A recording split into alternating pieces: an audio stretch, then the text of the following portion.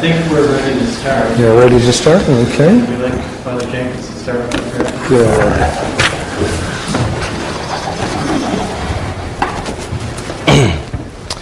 In the name of the Father, and of the Son, and of the Holy Ghost, amen.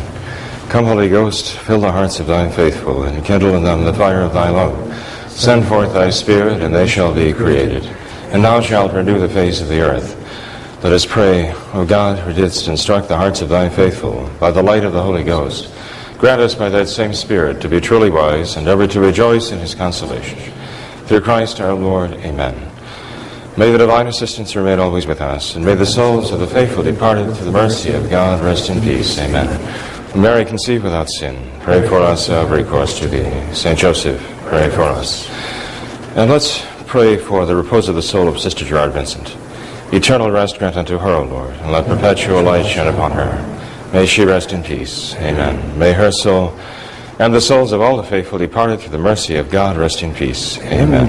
In the name of the Father, and of the Son, and of the Holy Ghost. Amen.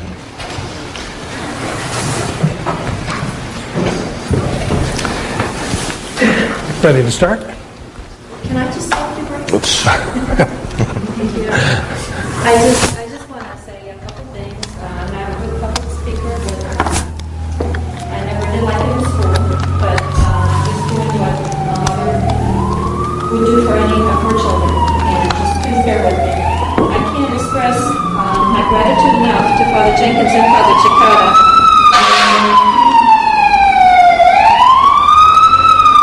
for taking time out of their busy schedules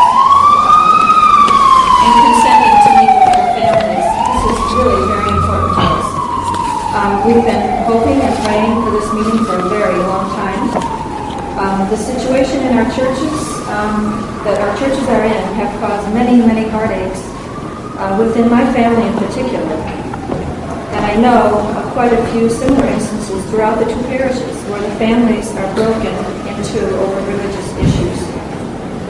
Instead of bringing the families together, unfortunately, we are spreading further and further apart. We all have the same beliefs in a traditional religion, and hopefully this meeting will help us to understand the differences and make an informed decision or clear up any doubts. And ultimately, we pray for a union of both churches. Barry Ahern has graciously accepted my plea for him to be a moderator timekeeper here. And one more wish of mine is for everyone to keep calm and behave as Catholic adults. And Barry will explain the format, what the two priests have agreed on, and we'll get on. Okay, thank you. My role is to facilitate this meeting. There are serious issues here, but obviously I'm not supposed to be someone addressing them. I guess everybody's talk, so I just try to keep the time under control. And we expect the meeting to run probably at least until 8, and we're saying no more than 9 as a deadline. And we just want to have some basic rules of civility first. Essentially, one person speaks at a time. When he's recognized, there are going to be general, flexible, but still time limits for each section. And no one is to get too emotional or loud.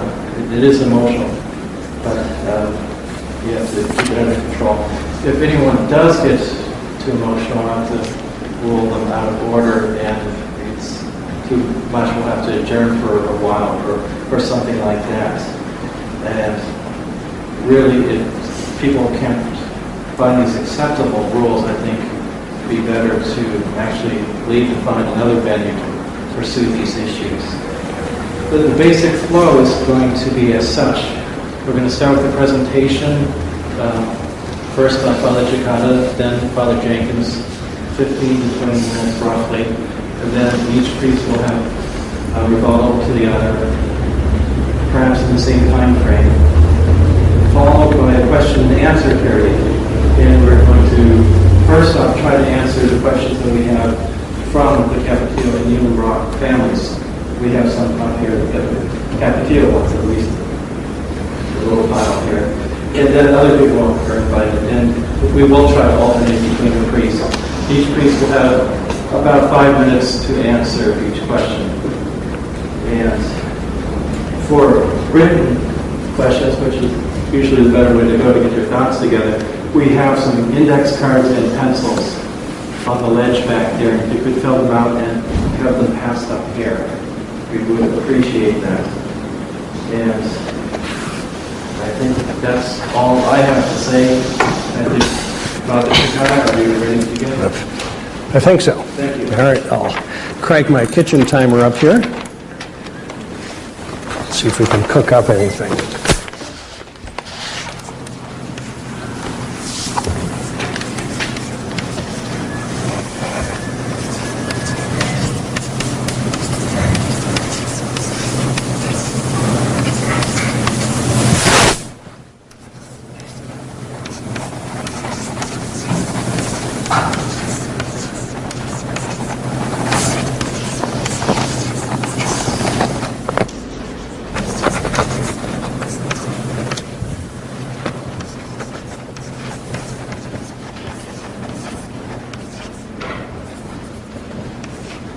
The blackboards are not high-tech.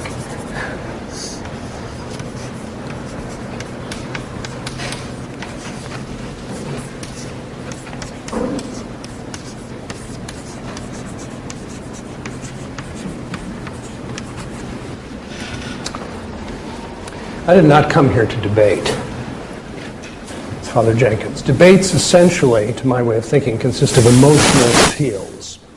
Rhetorical questions, the sort of things that you find on CNN. We have a serious issue for Catholics. And I think a debate, strictly speaking, the type of thing we're used to, is really too superficial. How should we as Catholics act in an issue that is disputed? We shouldn't do it by appeals to emotion. We shouldn't try to do it by swaying the crowd. But we have to find out what the Church commands, what the Church expects of us, what are her norms and what are her laws. So I'm not actually going to debate Father Jenkins tonight. I'm going to put copies of the laws of the Catholic Church in front of you. And I'm going to explain what they oblige me and oblige him and oblige you to do. Charles, you can hand out this packet of documents. And one to Father Jenkins first. So I'm a teacher, I'm not a debater. And what I ask of you tonight is that you take the documents, you listen to what I say, you go away tonight and you'll learn. I'll give you a case, as we discussed in the seminary. Emily and Pancho, let's say for the sake of discussion, Mrs. Capetillo as well, received the sacraments at St. Gertrude's on the 9th of November. Then on the 10th, they present themselves for communion here. Father Jenkins refuses to admit them to Holy Communion because they have received sacraments and participated in Mass at St. Gertrude the Great. The question is Father Jenkins permitted under church law to refuse Holy Communion to Emily, to Pancho, and Mrs. Capetillo? This, my friends, is Canon 5, is 5.3. Canon 8.5.3. Every baptized person not forbidden by law may and must be admitted to Holy Communion. So you have a right under church law to receive Holy Communion. Look at document 1. That's a translation of the canon. And the explanation given by the canonist Augustine is that every baptized person is by divine right entitled to receive Holy Communion because baptism bestowed the right upon him. He continues, all are called by Christ to his banquet, and therefore the priests are in duty bound to offer every opportunity to the faithful for receiving communion, and to lay aside unreasonable and Jansenistic scruples. So, Emily and Pancho and Mrs. Capetillo, for the sake of argument, may and must be admitted to communion here on November 10th, unless they are forbidden by law. The law we have quoted favors their right to receive, unless otherwise proven, and it is a right that is one of the law of God. It's divine law. Father Jenkins, in turn, is duty-bound to give them Holy Communion. And if he intends to refuse them, he has to show that they're forbidden by law. The burden of proving the unworthiness of Emily and Pancho and Mrs. Capetillo falls on him. What does the law bar from Holy Communion? The publicly unworthy.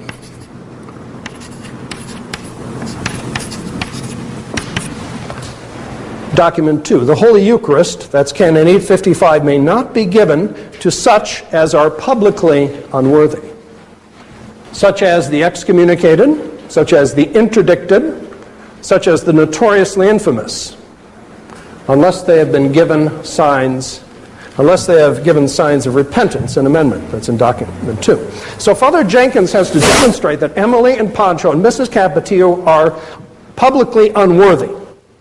And the law tells him how to do that. It tells him how to do it. Excommunicated, interdicted, notoriously infamous, or that they fall under some other legal category that renders them unworthy to receive Holy Communion. So,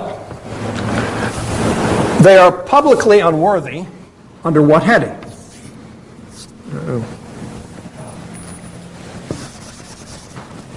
First one, excommunication. Second one, interdict. Third one, notorious infamy.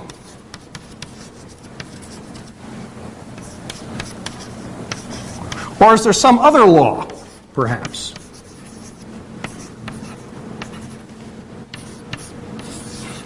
Or are they finally public and notorious sinners?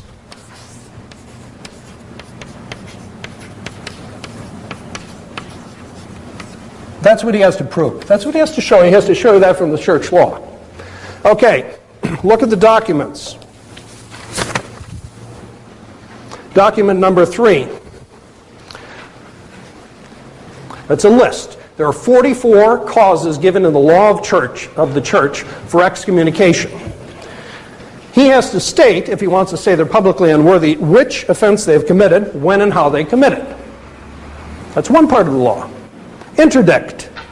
That's on page 329 of document 3. There are 4 offenses for which Catholics incur automatic interdict. Again, he has to identify specifically which of the 4 offenses they've committed. Notorious infamy. The next document. Document 4 from the canonist Arenac. Father Jenkins has to identify specifically which of the 7 offenses Emily, Pancho, and Mrs. Capetillo committed, and when and how they committed it. Or, another church law whose violation results in an automatic prohibition against receiving communion. So he has to give me the date the law was promulgated, the paragraph setting forth and defining the offense and imposing the prohibition for them to receive communion, and when and how Emily and Pancho and Mrs. Capetillo committed the offense. He can do that. All the laws of the church are written down. Or, finally, this. Public and notorious sinners. Look at document 2, page 2. Or the second page of document 2, back up to that. That's the canonist Augustine, who is recapping what Pope Benedict the 14th says. They are defined as public sinners who, quote, if they have been declared as such by an ecclesiastical judge, or if they have publicly confessed their crimes, or as we say, pleaded guilty, in other words, in a court of law, or if they have committed in word or deed a crime that still lasts and is known to the public and is not atoned for, and therefore is a source of scandal. So here, Father Jenkins, and the burden of proof is his, because he is forbidding them. He is forbidding them. He's got the obligation otherwise to give them communion. He has to identify the species of the sin that Emily, Pancho, and Mrs. Capetillo committed. He has to identify when and how they committed it. And he has to identify how it lasts and is still known to the public. Now,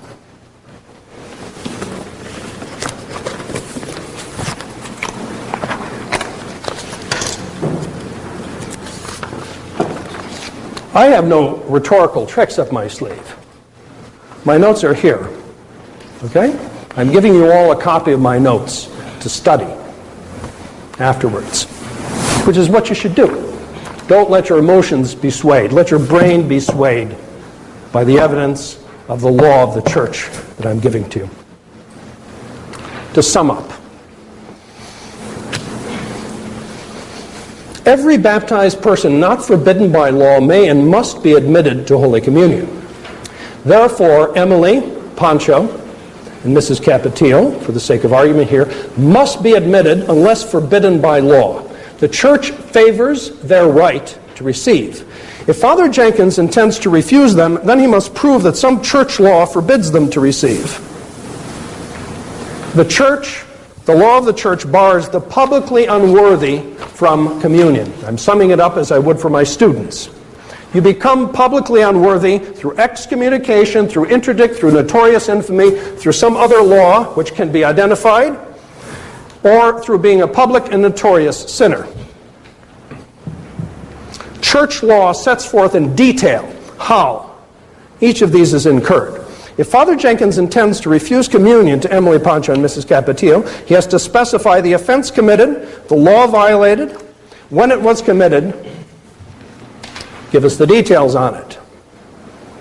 And over the years, he has not been able clearly to do this. And I don't think he can.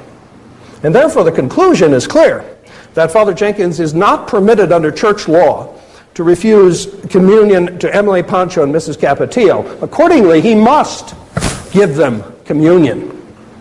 He is obliged. Now, one more thing.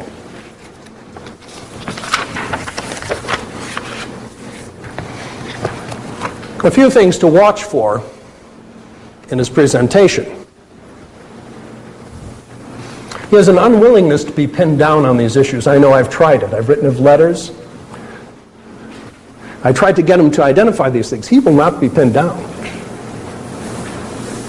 He won't give the canon numbers of the crimes he describes, or he'll alternately, when he'll speak, he'll give you vague charges that go off sort of in every direction.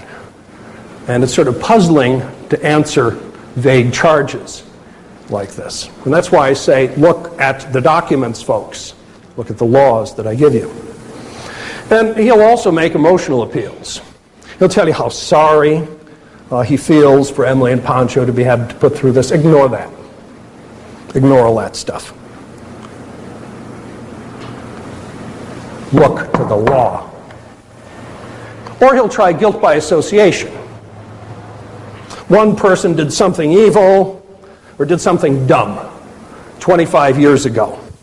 Because someone else is associated with that person who's associated with someone else, and so on. Everyone is tainted, and now the result of that 20 years later is that they can't receive communion over here after they're married. That's not the law of the church. That's guilt by association. Or you'll get fog. Right? Enough fog and enough dirt thrown to make you feel sort of uneasy, and you figure, oh, well, gee, I don't want anything to do with these people. Because I just feel sort of uncomfortable, right? But he's distracting you from the specifics of the case, from the law which he should follow. He doesn't want to answer the specifics. He wouldn't answer them for me. A couple of weeks ago, I challenged him several times in writing, challenged the statement that he made about Archbishop Thuc and supposed excommunication and so on. And how this is sort of passed on. So I said, send me the canon number, right? Just the canon number, that's all I ask for. Or send me the paragraph.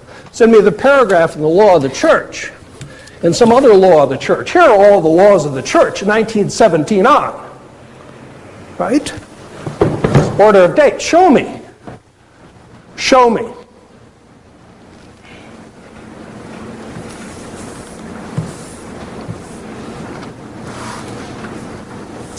I'm going to turn it over to Father Jenkins now.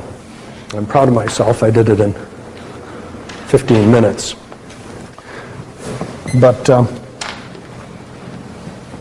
this is what we should look for. He should be able to come up here and tell us right away. Here's the number of the canon for the excommunication. He should point that out to you on that sheet. Or here's the interdict. Here's one of those interdicts that's written down. Okay, I'll give you the canon number on that. Or notorious infamy, I've got one of the 7 causes. One of the 7 causes is just one of the ones listed in Arenac. Or that there's some other law. I'm going to come over here and I'm going to show you in that book where the law is. Or they're public and notorious sinners. And I'm going to identify for you the species of the sin and when they committed it, to prove to you that I am not violating the law of the Catholic Church and their divine right to receive Holy Communion unless they are forbidden by law. Otherwise, I must admit them to Holy Communion. Thank you.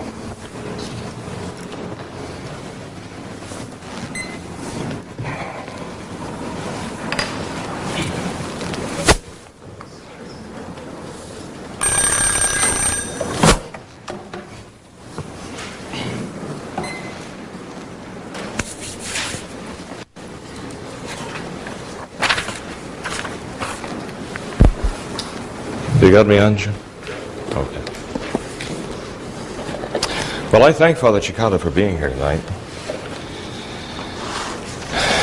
I'm sure that most, perhaps all, that is being said here, you will have heard before, at one time or another.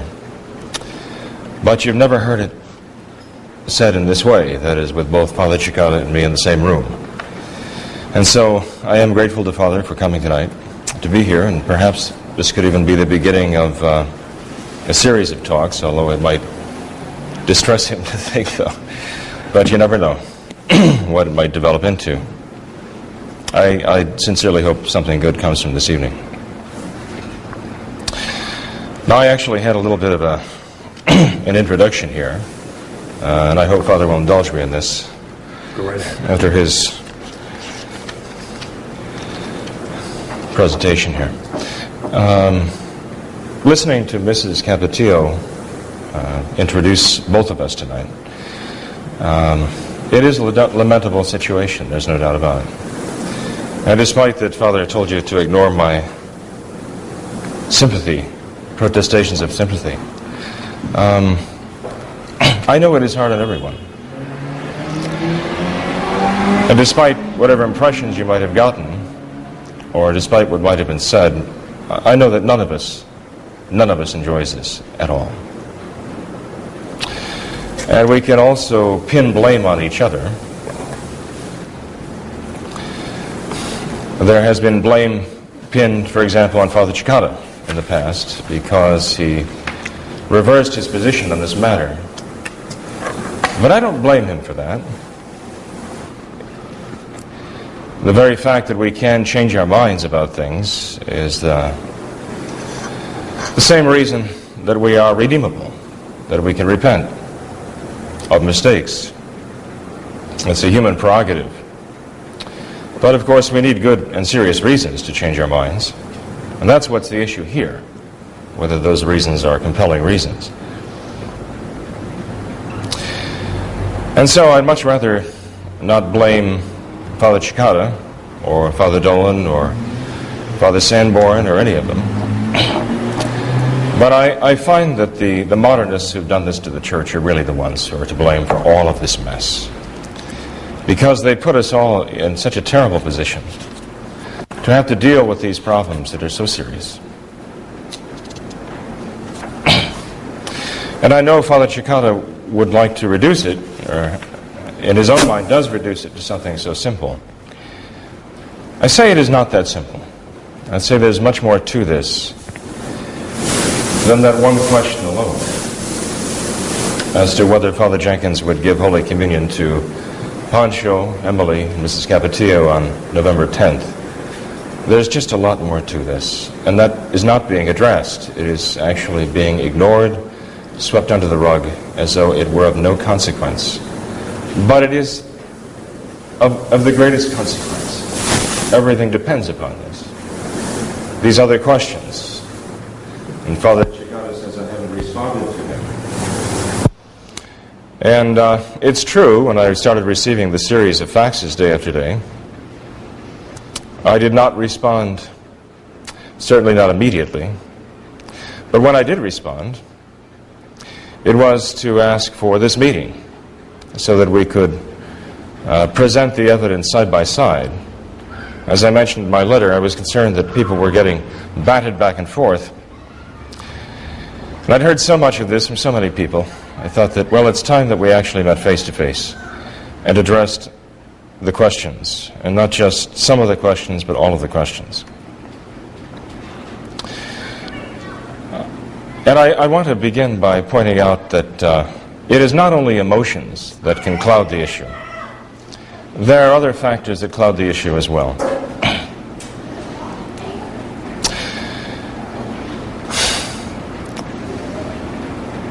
The same issues that clouded the matter of the Novus Ordo when it first came out.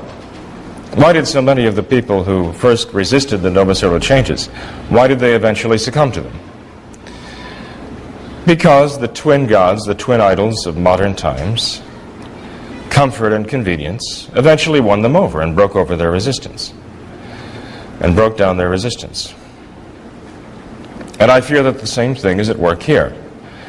That not only emotions of whose daughter or whose son or whose mother would be refused Holy Communion, but rather the matter of comfort and convenience is going to do us a great deal of damage. It is what gave the Novus Ordo a foothold. And so the question really is not a number of things that Father Cekada hasn't brought up tonight, and that's why I'm not going to bring them up either. But the question ultimately comes down to, is something seriously wrong in Sharonville at St. Gertrude the Great, so seriously wrong that a person who goes there objectively commits a grave sin of scandal? That is really the question. And I understand Father Cekada's exposition on this canon. We've all been through it many times. In fact, I responded to it a number of times. I don't know how many of you have even seen that response. I only have a handful of that 4 copies of that response here, 3 or 4. But I'd be glad to put out a response. In fact, I issued this response in 1995, shortly after Father Cekada issued a monograph on this very subject. And I know Father saw it because I addressed it to him, but I doubt that many of you here have seen that or read that. And I would have liked Father to have responded to my response, but I never got a response to it. I never got a response to it whatsoever.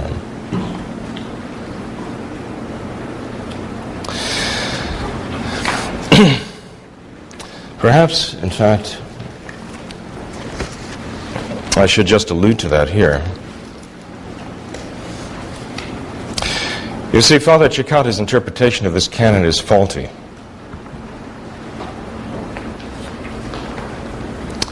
It's a bad interpretation because it denies not only the meaning of the canon by restricting it to his interpretation, but it also denies reality. I know that Father in the past, as have I, denied Holy Communion to people who have come to receive it for a variety of reasons that are not pinpointed by anything that is stated in Father Cekada's explanation of the canon, any of these pages that he's put before us today. If we're wrong in doing this, then we're both wrong. Father Vermeersch and also the Roman Curia has specifically forbidden Holy Communion to those who come to the communion rail dressed improperly, for example, or with improper demeanor. There's nothing said in Father Cekada's canon with regard to this. No, I'm not accusing those who go to worship in Sharonville and go to receive there of being immodestly dressed. And I'm not accusing them of improper demeanor when they go up the aisle, so please don't misunderstand me in that.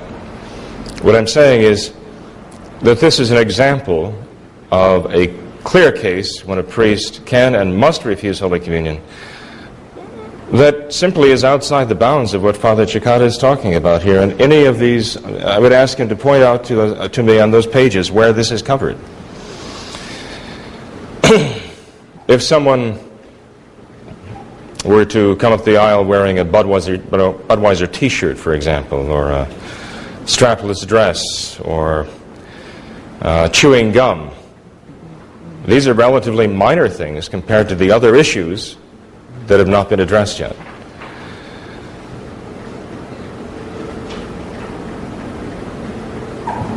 And so Father Cekada's own behavior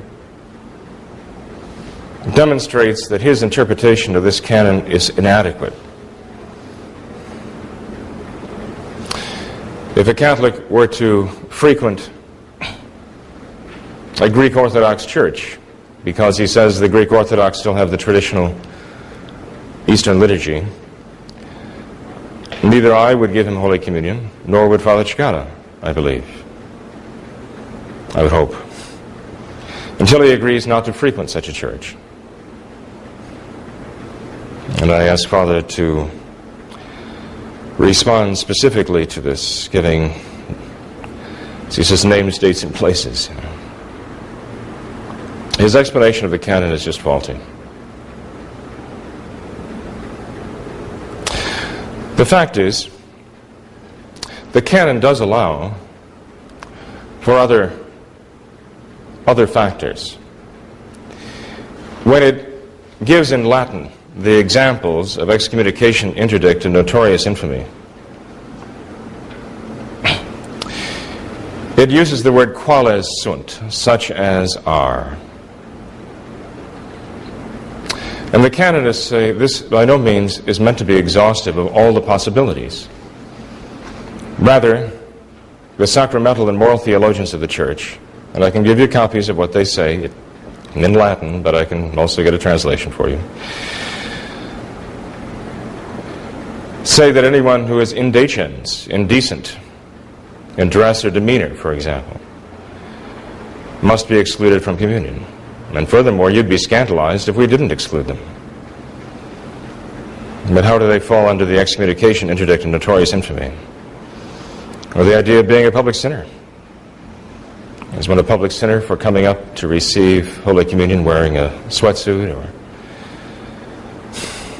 or cutoffs? No, not really.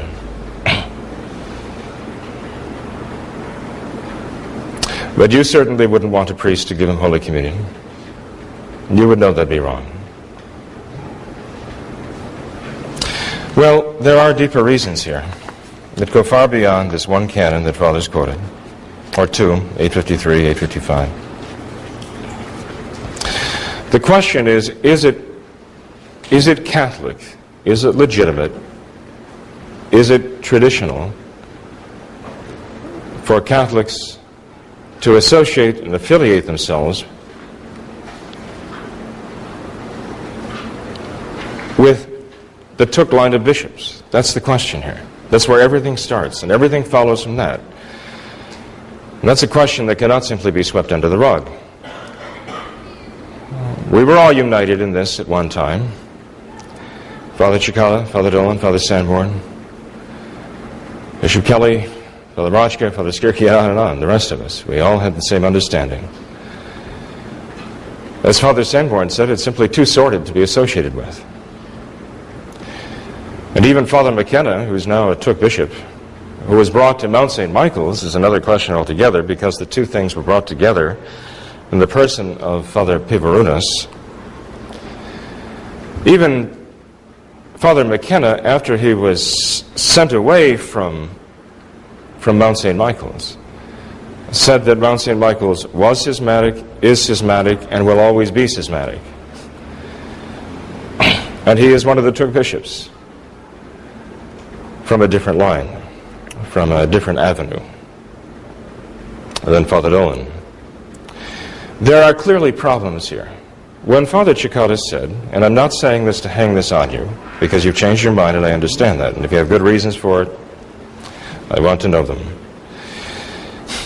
But I still agree with what you said back in the 80s. Every bit as much, even more so than I agreed with it then, and I thought it was very well said. Mount St. Michael's is a sect, and the Thuc bishops cannot be the future of the Roman Catholic Church, as Father himself said. The reasons he gave are good reasons. They still stand. I have not seen any compelling reasons for denying them and for questioning them. There are many false arguments given to justify them. For example, I hear it said, well, Father, they're all over the place. What are you going to do? Well, the Novus Ordo is all over the place. What are you going to do about that? The answer is remain traditional. Be faithful to Catholic tradition. Don't depart from that, as the Thucs have, in such a fashion that we would be horrified even to see the Novus Ordo bishops and pontiffs do. We were told by Father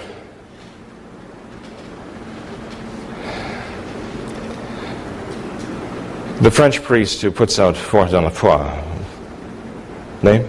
I know, I'm kidding. Father Barber, Father Noel Barber, thank you.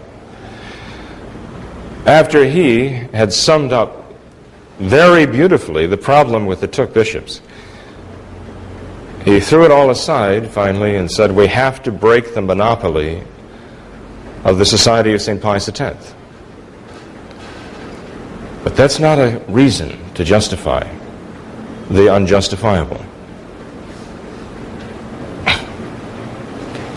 It's a false reason. Necessity may be the mother of invention, but it certainly not be the mother of moral right. We're told at times that we are the only priests to question the rightfulness of accepting the Thuc bishops and of going to them. That's not true. There are other traditional priests who do. The trouble is, though, that when you talk about the vast majority of traditional priests who are active, you're talking about either the Thuc clergy themselves, and obviously you cannot go to them for an objective estimation of the lawfulness, the legitimacy, or even the validity of the Thuc line. And the rest, for the most part, are the Society of St. Pius X. And we have seen that we can't necessarily rely on their judgment in these matters either.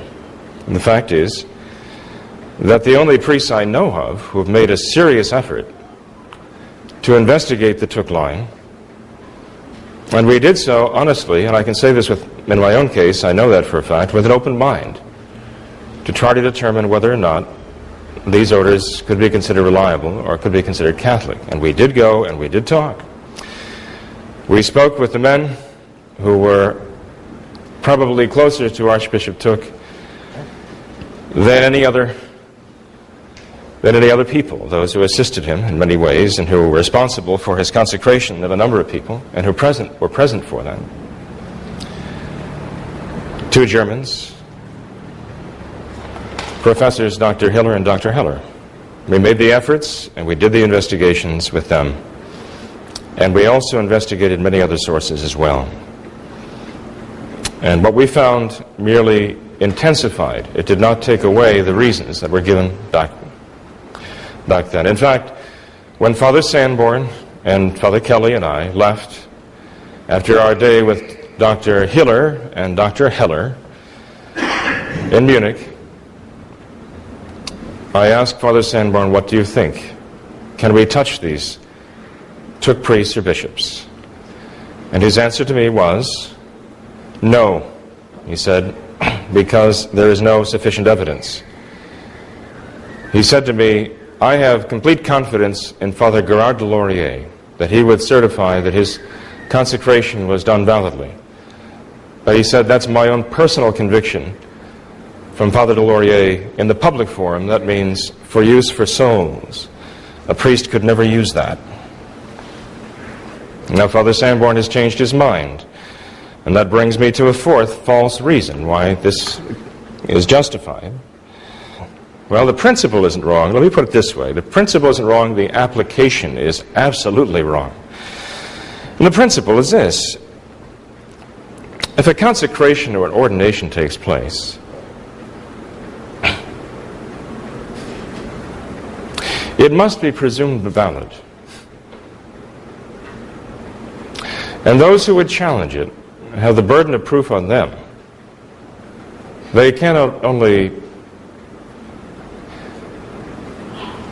give general and negative doubts about it, but they have to actually prove that it was invalid. This is a true principle of the Catholic Church.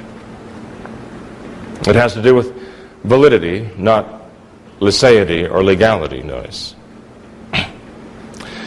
My question about the Thuc consecration centers more around legality than it does around validity, although both are a genuine concern and concerns that need to be addressed and are not being addressed, unfortunately. Because I would say that the Thuc consecrations are doubtfully valid. Certainly they are not Catholic. Absolutely, without doubt, they are not Catholic. But how does that correspond, or how does that account for this, that if an ordination or a consecration takes place, it must be proven to be invalid? Well, again, we have to understand what the Church means by her law, how she intends it, not just how Father Cekada or I might interpret it. The Church is referring to ordinations and consecrations that take place according to the Church's norms. And according to the Church's norms, this is what she refers to. This is what she refers to in her laws. If she's talking outside those norms, then she makes specific mention of that. But if a consecration were to take place here in St. Peter's in Chains in Cincinnati in 1955, let's say, with all of the attendants of the bishop, with the ordinands, the faithful, their families, and so on, then yes, to challenge it, one has to have a certain standing, and one takes upon himself the burden of proof, because to everyone else there it was clearly valid. At least they saw it to be such. They didn't see a problem with it. But when a consecration takes place privately, or even secretly, and by secretly I mean anyone other than the immediate principals involved, the bishop and the one being consecrated and a couple of servers, as was the case in Archbishop Thuc's consecration of Gare-Laurier, for example. Or when the consecration is done privately, as is the case when people are not excluded but simply not invited, or a number are invited. As with the ordinations of Father Greenwell and Father Baumberger, there were 40 people present. Or the consecration of Bishop Kelly by Bishop Mendez. Not a secret consecration at the time, but certainly private. Although one could argue the case, it doesn't really matter to me. The point is this, that when a consecration is done in this way, which is outside the norms of the Church, according to its circumstances, there has to be sufficient evidence. The proof is not on those, the burden of proof is not on those who would question it. If the consecration is done privately or secretly, the burden of proof is on those who assert that it happened. It's extremely important for us to understand, because we're dealing with a number of secret or private consecrations. We're dealing with the consecration of Gare-Laurier, Thuc Bishop. We're dealing with the consecration of Father McKenna, Thuc Bishop. We're dealing with the consecration of Bishop Kelly. It's consecrated by Bishop Mendez. And the burden of proof is upon those who were consecrated and who witnessed it. And that is why, when Bishop Kelly was consecrated, we took great pains to document the consecration with sworn affidavits from those who were present, who knew what it took to consecrate a bishop, the matter and the form, and could swear to that fact, that not only do they know it, but they actually witnessed that it took place. Those who uphold the Thuc consecrations have been at pains to provide such incontrovertible evidence, such as would hold up an ecclesiastical court, but haven't been able to bring it forward. Although they do have some documentation, and I won't say it's worthless, I would say it is worth something. But the trouble is, you see, when you have no effective witnesses, because those who are present, other than Archbishop Thuc or the person being consecrated, when no one else there alive knows what was required to make a valid bishop, what was the required matter and form, when no one knows what that is, and then when you point it out to them, they can't even tell you if it happened, then there is a problem. And there is a problem with the Thuc bishops. But I would get to this point and close with this point. And this is simply to bring up something that Father Cekada hasn't addressed, but I expect that he will. I hope he will anyway. And that has to do with what he has been requesting all this time, which I did not send to him because, again, I was afraid that Pancho and Emily would be right back in the soup again, which we talked about when they met with me. And that is being batted back and forth until finally they just throw up their hands and say, I talked to Father Jenkins, it sounds good to me. I talked to Father Cekada, that sounds good too. That's why I insisted we have this meeting, so that we can actually together look at this whole matter. And I'm not saying we're going to solve everything right now either, but at least we can say, I don't blame you for being confused. I don't blame you at all. But the problem really does go far beyond a matter of mere confusion.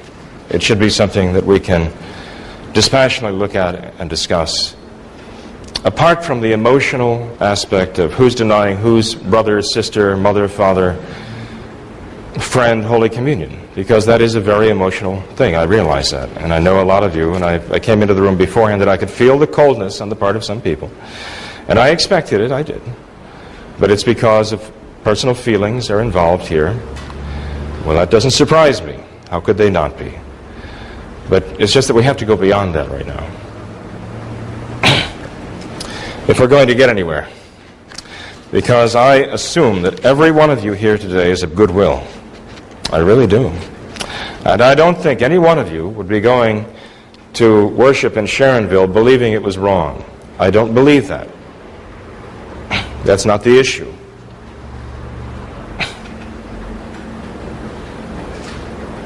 The issue is whether it's wrong or not. That's what we have to address. But I have copies of this for you. It's a statement of the Holy Office at the express direction of Pope Pius XII. It is a statement of excommunication. It's not a declaratory statement of excommunication, a decree of excommunication from an individual, about an individual. It is a kind of blanket or automatic excommunication of any people who should do certain things. And you see, the Church has two general kinds of excommunication. There's the excommunication that requires a direct decree from the Holy See naming an individual excommunicated. That is an excommunication ferende sententiae. There's an excommunication, however, which is incurred just by the very fact that a person does something. And this generally refers to things that are so serious, that in the Church's mind are so awful, that they can't wait for a decree to come from Rome, that the excommunication has to be immediate and it has to be automatic. And I'm talking about crimes such as deliberately defiling the Blessed Sacrament, attacking the Blessed Sacrament, attacking the person of a true Catholic Pope, for example. These are very serious. Trying to trying to influence or somehow rig the results of a papal election. Very serious matters. Abortion, joining the Masons. These are all crimes for which a person is excommunicated in such a way that he doesn't need to be named, or doesn't need to come from Rome after 6 months or a year, but rather the law himself names him excommunicated. You don't need a decree from Paul VI or John Paul II or anyone like that. This decree is dated April 9th, 1951, and it is issued by the Holy See, the Holy Office of which the Pope himself is the prefect. And this is what it says. And I'm sorry I'm speaking very slowly, I know that, I apologize for that. As Father Cekada once said, Jenkins locutus pausa infinita est. Jenkins has spoken and the pause is infinite. That's supposed to be it's ecclesia. Well, you go ahead, it's your Roma locutus est. Right. We can speed up the tape. Yes, we can certainly speed up the tape. That'd be fine. That'd sound like one of the chipmunks in us. But I have this in English for you too, and I'll make this available for you. And we have this in the commentary on the Code of Canon Law, which is reprinted in the Canon Law Digest, by the way, officially published documents affecting the Code of Canon Law, 1942 to 1953. And there has been added as Canon 2245 to the 1917-18 Code of the Code of Canon Law, this statement. And by the way, this is how it's introduced here. A new excommunication most specially reserved to the Holy See, consecrating a bishop not nominated or expressly confirmed by the Holy See. As I say, this is issued by the Holy Office in the Acta Apostolicae Sedis, which is the official legal organ of the Church, and I assume that's what Father Cekada was holding up for you there a moment ago. You'll find this in the volume marked for the year 1951. A decree of the Holy Office concerning the consecration of a bishop without canonical provision is as follows. A bishop of whatsoever right or dignity who consecrates to the episcopacy anyone who is neither appointed nor expressly confirmed by the Holy See, and the person who receives the consecration, even though they were coerced by grave fear, incur ipso facto, that's automatically, an excommunication most specially reserved to the Holy See. Now, this is the most serious kind of excommunication that can be inflicted automatically on anyone. The degrees of severity of the automatic excommunications depend upon who they are reserved to. If you have to go to the local bishop to be absolved, if you have to go to the Holy See itself, and whether at what level, specially reserved, most specially reserved, simply reserved, these are all levels of these excommunications. My point is, though, this is the most serious kind of excommunication that the Church can deliver automatically against anybody, ever. How serious is this? Well, I mentioned the excommunication for having an abortion or even performing an abortion. This is worse. Those excommunications are reserved to the local bishop. I mentioned the excommunication for joining the Masons. Again, that excommunication, as I recall, is reserved to the local bishop. This excommunication is so serious, it goes far beyond that. It is not only reserved to the Holy See itself, it is reserved in the most special manner to the Holy See. There are only a handful of such excommunications at the church levels. Very, very few. And I can give you copies of those. That's no problem. If you like them, they're yours. But that shows the seriousness of all this. Then under the canon... Can we save our questions? Yeah, save it. Okay, so it's just very pertinent to this. We can handle it. We'll handle it later. We won't get to it. I mean, as far as I'm concerned, you can ask it now if you want. Well, let's just follow the form. It's up to you. Okay.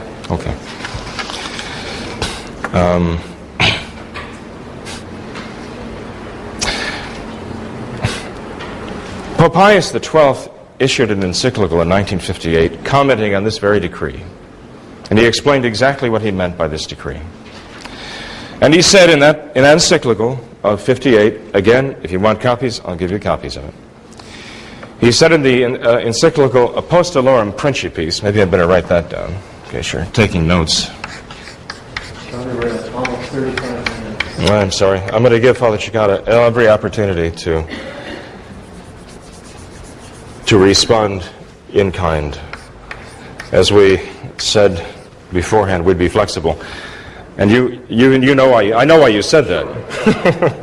I know why you said that. But I appreciate it. You truly have not. Did you really think that? But I'll prove you wrong in that, because in former times it would have gone an hour and a half. Okay, so I'm wrapping it up now. But I obviously have the burden not only of presenting what I have to say, but also responding in part to what Father Cekada had to say, which I didn't intend to do, actually, to get into the whole question. I intended to go right to the basis of the matter, so I had to make some response to what you'd said, clearly. So it's sort of like two talks. Can I get 40 minutes? I got 4 more minutes, right? The encyclical Apostolorum Principis of June 29th, 1958, Pope Pius XII explained this decree.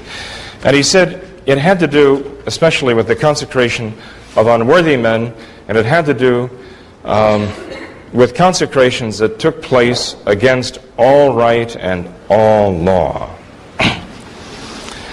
And I submit that it's not a question of whether we traditional Catholics can have a Catholic bishop, a traditional Catholic bishop, consecrate another traditional Catholic bishop.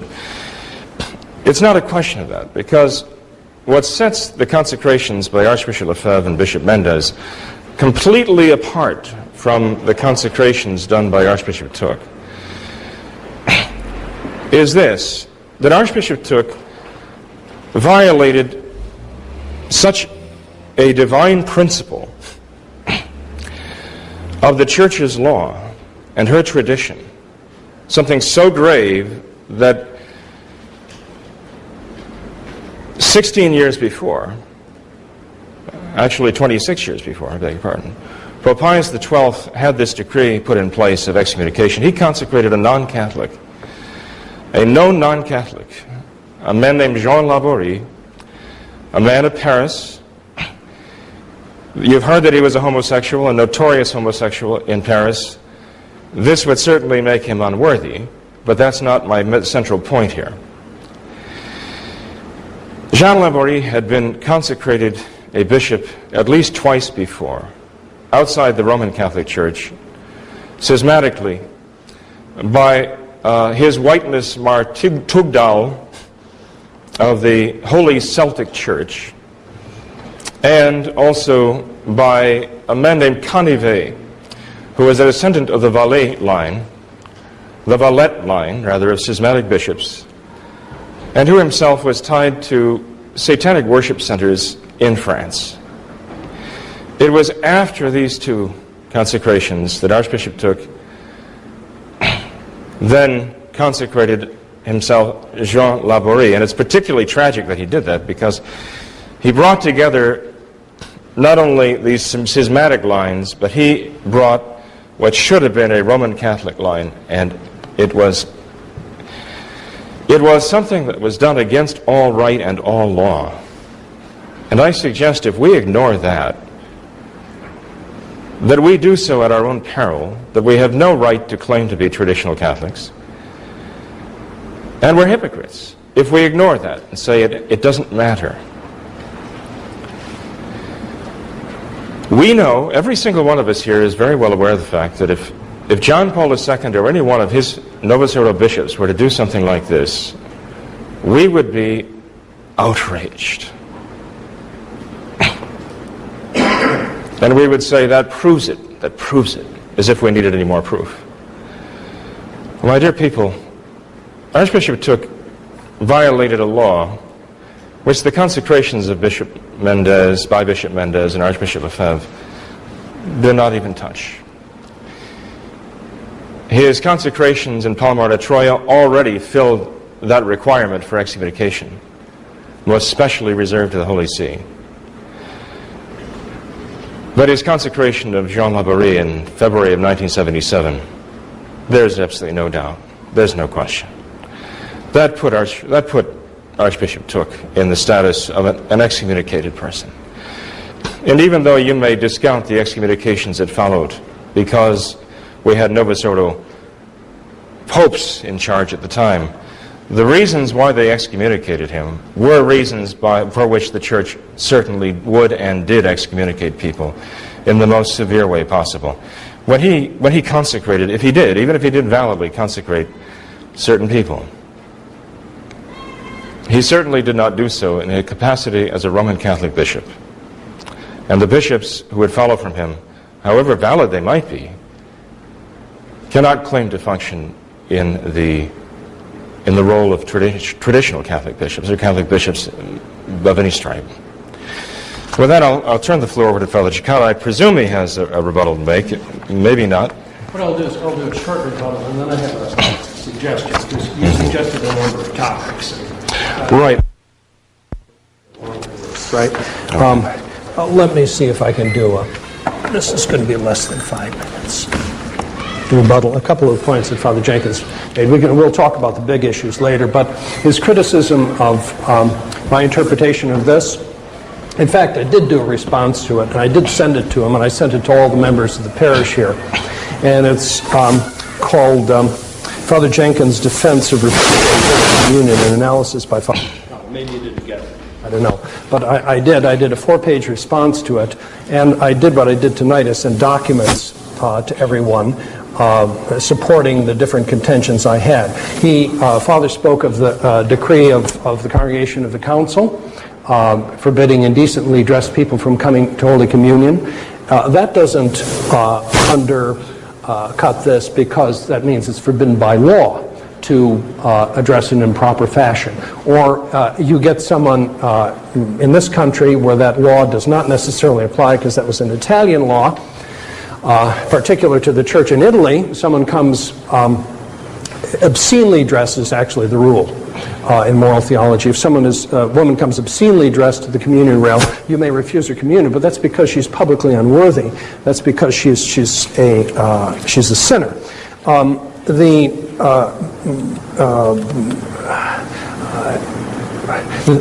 What Father misunderstands, I think, is that these things are particular laws. They're all functions. You're either a public sinner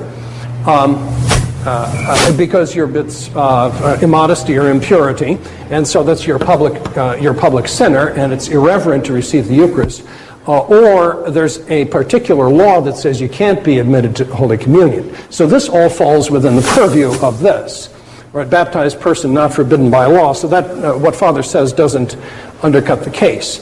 And so you see that here, though, we've had, even though Father has had a long opportunity to do that, which is fine, that we still don't know any of these references to an actual law of the Church that would enable Father Jenkins to refuse Holy Communion to Pancho and to Emily and to Mrs. Capetillo. Oh, no, that's only 3 minutes, but anyway. Yeah, that's precisely the point on this. So in other words, that these are laws. The other thing I would say, that the E.G. that Father Jenkins gives, that doesn't mean you can make up your own laws. I can't, as a priest, say, I think that this person is a schismatic. I think that Thuc bishops or association with those people, those people are schismatics. And I'm going to refuse communion to them. You can't really do that unless there's a law that allows you to do it. One law that would allow you to do it to someone who was a real Greek schismatic, as Father mentioned, is that it's what's called communicatio sacris. In other words, common worship with non-Catholics is forbidden. So it would be forbidden. You find out someone goes to a Greek Orthodox church, that's forbidden by law, and he would be while there's not an excommunication attached to it, Nevertheless, he's a public sinner because people know about it. So it all fits in with the terms of the law, and that's what I'm trying to do here, is to get you to focus on this. What else I would say is this, that see, that's the dangerous thing, that you bust someone's chops by making up your own law. But I would suggest, Father said there are a lot of topics, and I noted a couple. So what I would suggest now is maybe that we just go through a couple of them, a couple of the ones that he noted. Okay, well, I'm going to end up having to kneel, but that's good for my sins, public and private. Okay, let's see. One of the things is, okay, so let's see. I think one of the things was like that we at Sharonville somehow maybe are non-Catholics, I think. Okay, and then the other thing that he brought up was the excommunication of Archbishop Thuc. What else did we get? Oh, scandal. That was another thing we got. And then unworthy ordinance was another one. Labyrinth Company.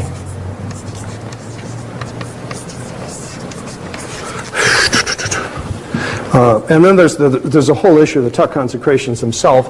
I don't know, I suggest maybe we just go through this 5 or 10 minutes a shot and see what we come up with, since you brought the topics up. You know, it's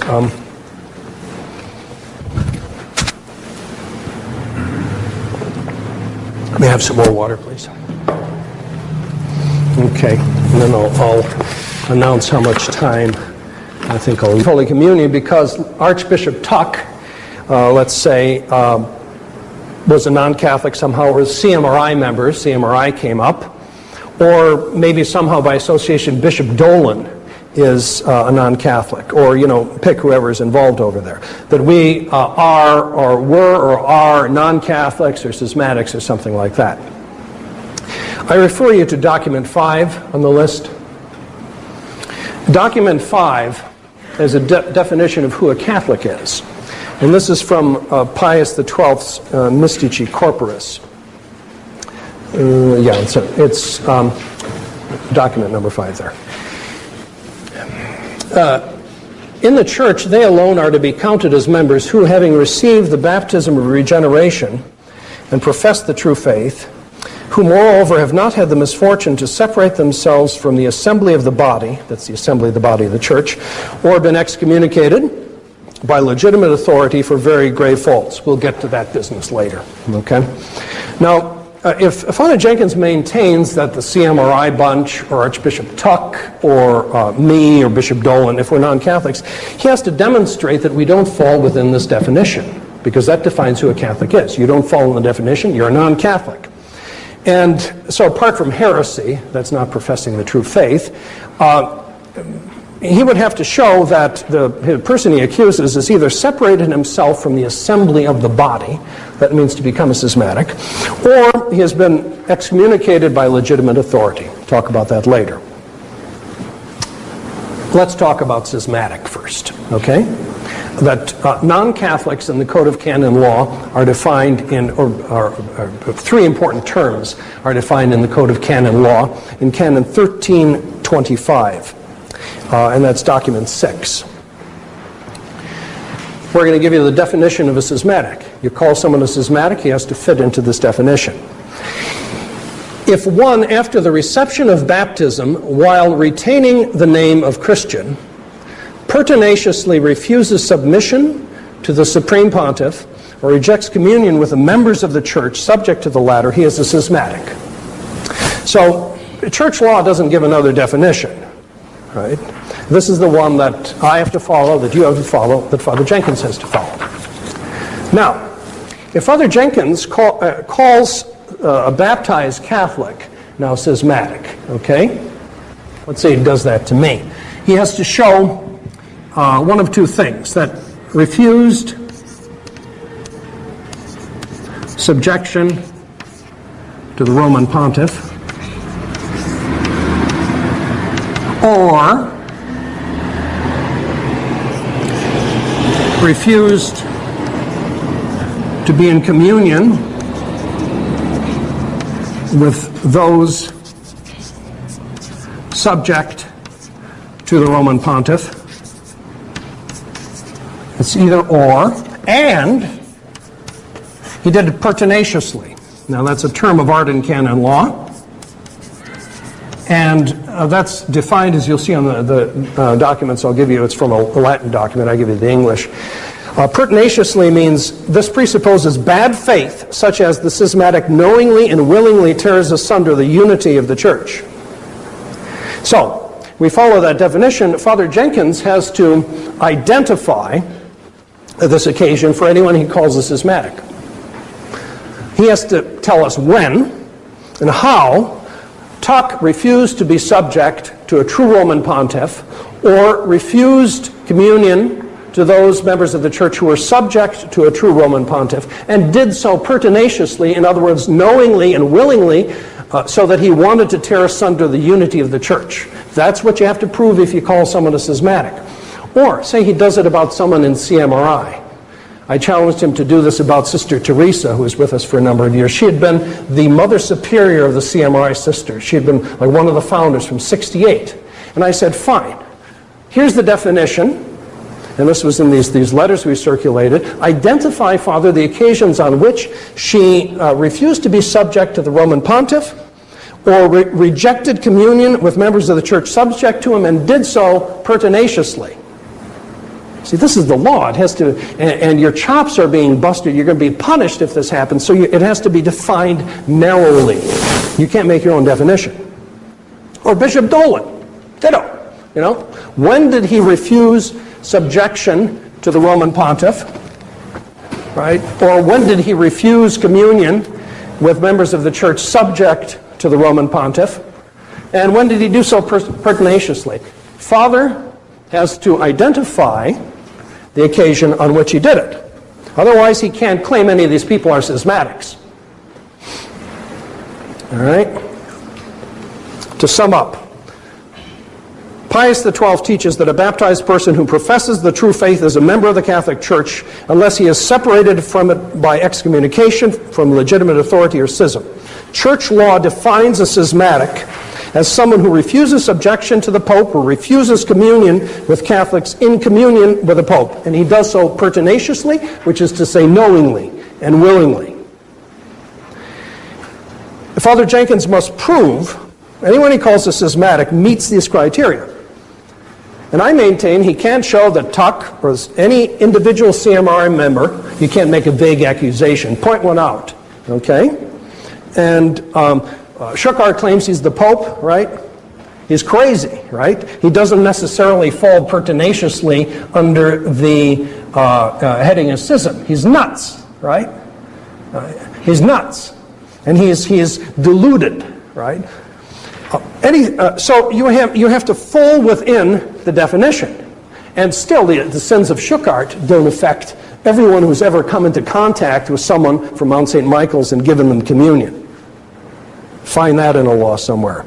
So also for Thuc, right, or Bishop Dolan, right, he can't show that they fall under these criteria. So he can't claim that they were or are schismatics, and he can't claim that we're non-Catholics, or that Thuc was a non-Catholic. You can't claim that because you've got the definition of Pius XII, you've got a definition in Canon 1325, which it tells you what a schismatic is, and that's that. So he may not refuse communion, to get back to our issue, to Emily, to Pancho, and to Mrs. Capetillo, on the grounds that Thuc or CMRI members or Bishop Dolan, etc., were or are non-Catholics or schismatics. And I've used 8 minutes.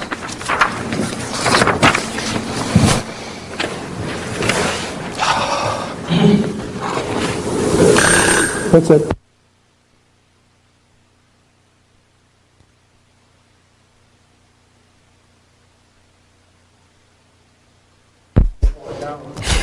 Would you?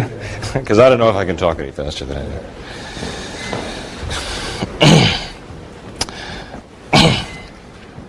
Father Cekada is still missing the point here. There are reasons which are commonly recognized by priests, traditional Catholic priests, himself, myself, which should not fall within the category or under the heading of this. Even if someone came up with a baseball cap on, he could not be accused of being immodest. But he would certainly be indecens. And who is to determine what makes someone indecent in coming to Holy Communion? It is the individual priest who must determine that. He certainly can't go back to the Code of Canon Law or look in the books of moralists or sacramental theologians and look up baseball caps and determine if that's covered as something that's considered indecent. But if a man were to walk in and kneel down at the communion rail and I came to him, I would tell him to remove his cap. If he wouldn't do it, I wouldn't give him Holy Communion. He's not excommunicated for wearing a cap like that. He's not under personal interdict. He's not a notorious or public sinner. So again, the point is, Father's understanding of this misses the point. Is a person's going to Sharonville a source of giving public scandal? He never even got to that question, although I assume that he would, and will, perhaps, also. That's the question. Is it scandalous? Is it like a public crime to go and worship there? In the sense that it is a matter of giving scandal. That we could probably debate for a while. But something troubles me. Father does not address the basic issues that I brought up that are of concern to me, and I would hope to you also. It's something that is never actually discussed. The whole discussion here seems to be turning around the question of whether I can legitimately refuse you Holy Communion, or anyone, for that matter, who would go to Sharonville, not just Sharonville, but any of the Thuc clergy for the sacraments. That's what it's being turned into, as though I'm on trial for this. But that doesn't help matters, because we have fundamental issues behind all of that have to be resolved. If I'm right, and others are right, in finding in Archbishop Thuc and his excommunication, which is absolutely without any question, that he was excommunicated by that decree of the Holy Office of 1951, because if he wasn't excommunicated for doing what he did, it is hard to imagine a scenario in which that law, that decree, would apply to anybody for anything. But I would just respond to this extent, because I'm only given this to respond to, because, again, much of what I said drew absolutely no response from anything that Father Cekada said. If you want to do the excommunication, I guess we can do that too. Well, if not tonight, then sometime, because I think we have to get to that. Because this is the reason, this is the ground behind everything. Okay? The reason why there is a problem at all, that whole thing. But as far as being schismatics, Father, just to respond to what he said here, you have to, even though I think it doesn't really address the point, still, with regard to schism, there's a definition to refuse submission to the Roman Pontiff and to refuse to be in communication with the faithful who are subject to him. And then you have to prove that it's pertinacious. And Father Cekada brought up Archbishop Thuc and the CMRIs. As you know, it's not just the Thuc bishops that we have to be concerned about when we look at St. Gertrude and Father Dolan, Father Cekada, and others who have aligned with them, or at least chosen to receive orders from that lineage. We also do have the CMRI question. The CMRI were characterized by Father Cekada, and I believe he was right in this, as a sect. Now, a sect is not the Roman Catholic Church, and the Roman Catholic Church cannot be a sect. The very meaning of sect means cut off. And in fact, it was a sect. Father McKenna, even as I mentioned before, after he was sent away by them, said that they were a sect, they were schismatic, they are schismatic, and they always will be schismatic. One cannot lightly dismiss the fact that the founder and the head of the CMRI believed himself to be and professed himself to be the Roman Pontiff. taking a name, wearing the Pope's garb. There are hundreds of people who were involved in Mount St. Michael's at the time who said they were not aware of this. But the leadership of Mount St. Michael's was aware of it. And they did not denounce it until the whole thing was on the verge of collapse because of the notoriety of the terrible crimes that were being committed there. That is when Dennis Chicoine decided to go public. But he had known for quite some time that Francis Schuckardt claimed to be Pope Hadrian and the seventh, that's right, well, Pope Hadrian, whoever. But in any case, here's the problem. When someone finds this out who was actively involved in Mount St. Michael's at the time, the CMRIs, was a member, had given his name to this sect, then he has an obligation, once the truth becomes known, to condemn what he knows now. He doesn't have to get up and say, I knew everything then if he didn't. But there comes a time when he finds out the truth about it, and that's when he has a moral obligation to stand up and say, now I know what was actually going on, and now I have to condemn it. And rather than react in this way and do the Catholic thing and say, well, this is a sect from the beginning, it was founded by a man who was deluded, this was not a Catholic institution, rather than acknowledge that and then go on and perhaps regroup and leave Schuckardt and all of his works and pomps behind, they simply wanted to continue building on his foundation and ignore the fact by saying, well, we didn't know any better. We didn't know. That's not enough. That's absolutely insufficient. That's why I believe Father McKenna made the point, and it's a good point and a true point, that it was a sect, it is a sect, and it always will be a sect, because they're building on the foundations of a man who believed himself to be the Roman pontiff, who was, in fact, a homosexual pervert, abusing his own seminarians in the middle of the night, calling them to him in the middle of the night, and who was a drug addict. But his moral crimes are one thing, his ecclesiastical crimes are another. And this is the problem we have with the CMRIs. Unfortunately, you take both of them, the lineage of the Thucs and the background of the CMRI, and you put them together, and you've got something that is absolutely un-Catholic. Absolutely and totally un-Catholic. We knew it back then, we still know it now. As far as Archbishop Thuc's personality goes, and by the way, I never said he was a schismatic. I'm just saying he was excommunicated. And he was excommunicated by doing something which the Church clearly excommunicates for. He clearly consecrated a man who was not Catholic. He was the head of his own Catholic. He was the head of his own non-Catholic sect. He was warned ahead of time by Father Barbara about Jean Laborie,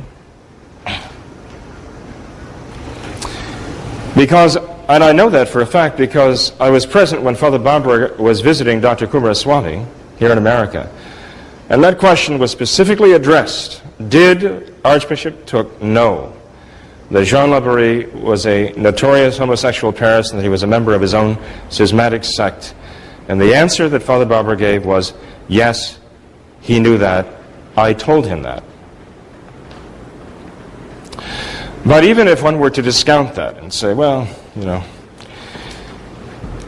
there's still a problem, because after you do something, again, and you come to realize how gravely wrong it was, you have an obligation to make amends for it. There's absolutely no trace of an effort by Archbishop Thuc to recall any of those whom he had supposedly consecrated. Neither those at Palmar de Troya in the last week of 1975, nor Jean Laborie,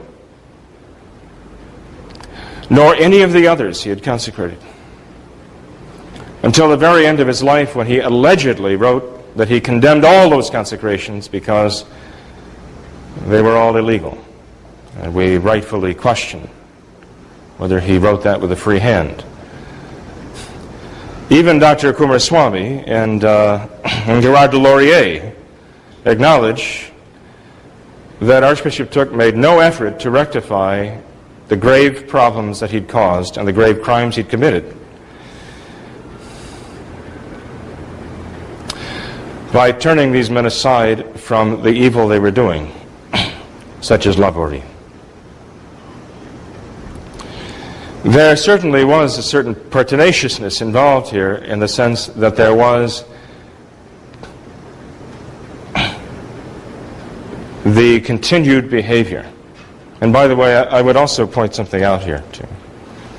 And that is, just as with our own American law, United States law, and in other legal systems around the world, which draw their best and their most just from the Catholic tradition of law, when a person is known to have committed a crime, the presumption is that he knew that he was committing the crime and that he was guilty. The burden is on him to prove that he was not guilty of the crime, even though he committed it. The burden is on him to prove that he was not responsible for it. It is a fact that Archbishop Thuc committed these crimes at Palmar de Troyes and also with Jean Laborie.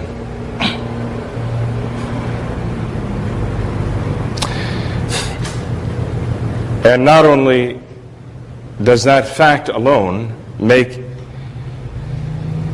him responsible before the law and also subject to the excommunication, but as well it places the burden upon him and those who would defend him to show that he was not responsible.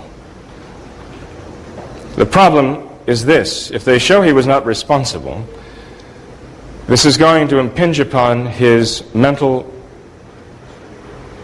capability. And if they begin to argue that Archbishop Thuc's mental acumen was reduced to the point of eliminating his responsibility for what he had done, the crimes he committed, and therefore he should not be considered excommunicated, they realize that they've fallen into the alternative, which is to say that his consecrations are doubtfully valid because his mind was not capable of being responsible for what he did. And I believe this is why they've never really tried to respond effectively to this matter, this very grave matter of this excommunication. When I say effectively, I mean this. How much time do we have left? I think you've gone over a little bit. Oh, do you really? Yeah. Okay. Well, how about 60 minutes? How about 60 seconds? Okay. Well, I'll tell you what. I'll turn the floor over to you. A few things. What I notice in Father, I'll get to the excommunication right away, since he regards that as a key issue, and I suppose that you've all heard that, and those of you who come here and probably regard it as a key issue too.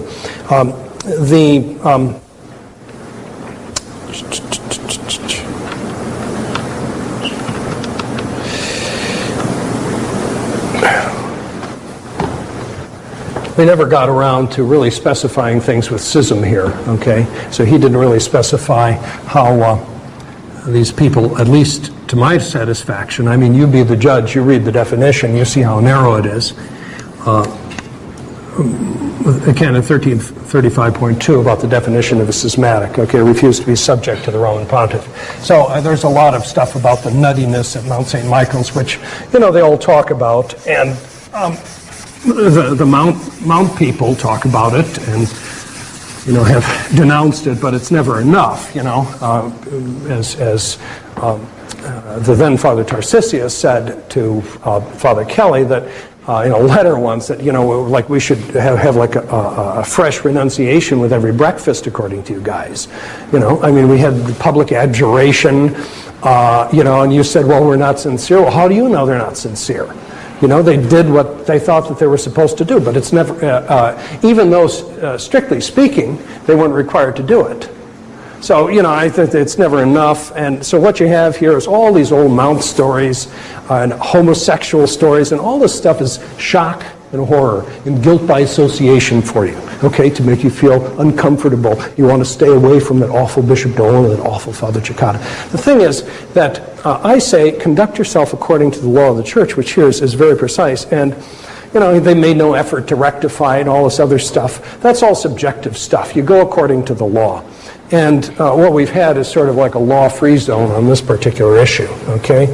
So keep that in mind, folks. Let's go to excommunication. Not as in imposing an excommunication on someone, but talking about it. Let's see if I got it. All right.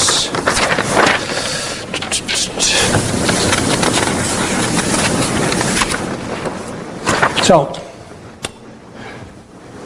Emily Pancha and Mrs. Capetillo are forbidden by law to receive Holy Communion because Archbishop Thuc was excommunicated, or maybe somehow too, I'm not sure how this works, maybe also Bishops Carmona or Pivarunas and Dolan, maybe this descends somehow, okay? But even if we take the worst case scenario, okay? So they're forbidden to receive communion because Thuc was excommunicated for, I better turn the timer on, for consecrating the colorful Jean Laborie. Okay? Well, first of all, okay, on my sheet I have the question, okay, where in the Code of Canon Law is he excommunicated? And Father would say, well, it's not in the Code, it's in the Holy Office Decree. Okay? Turn to document 7, please.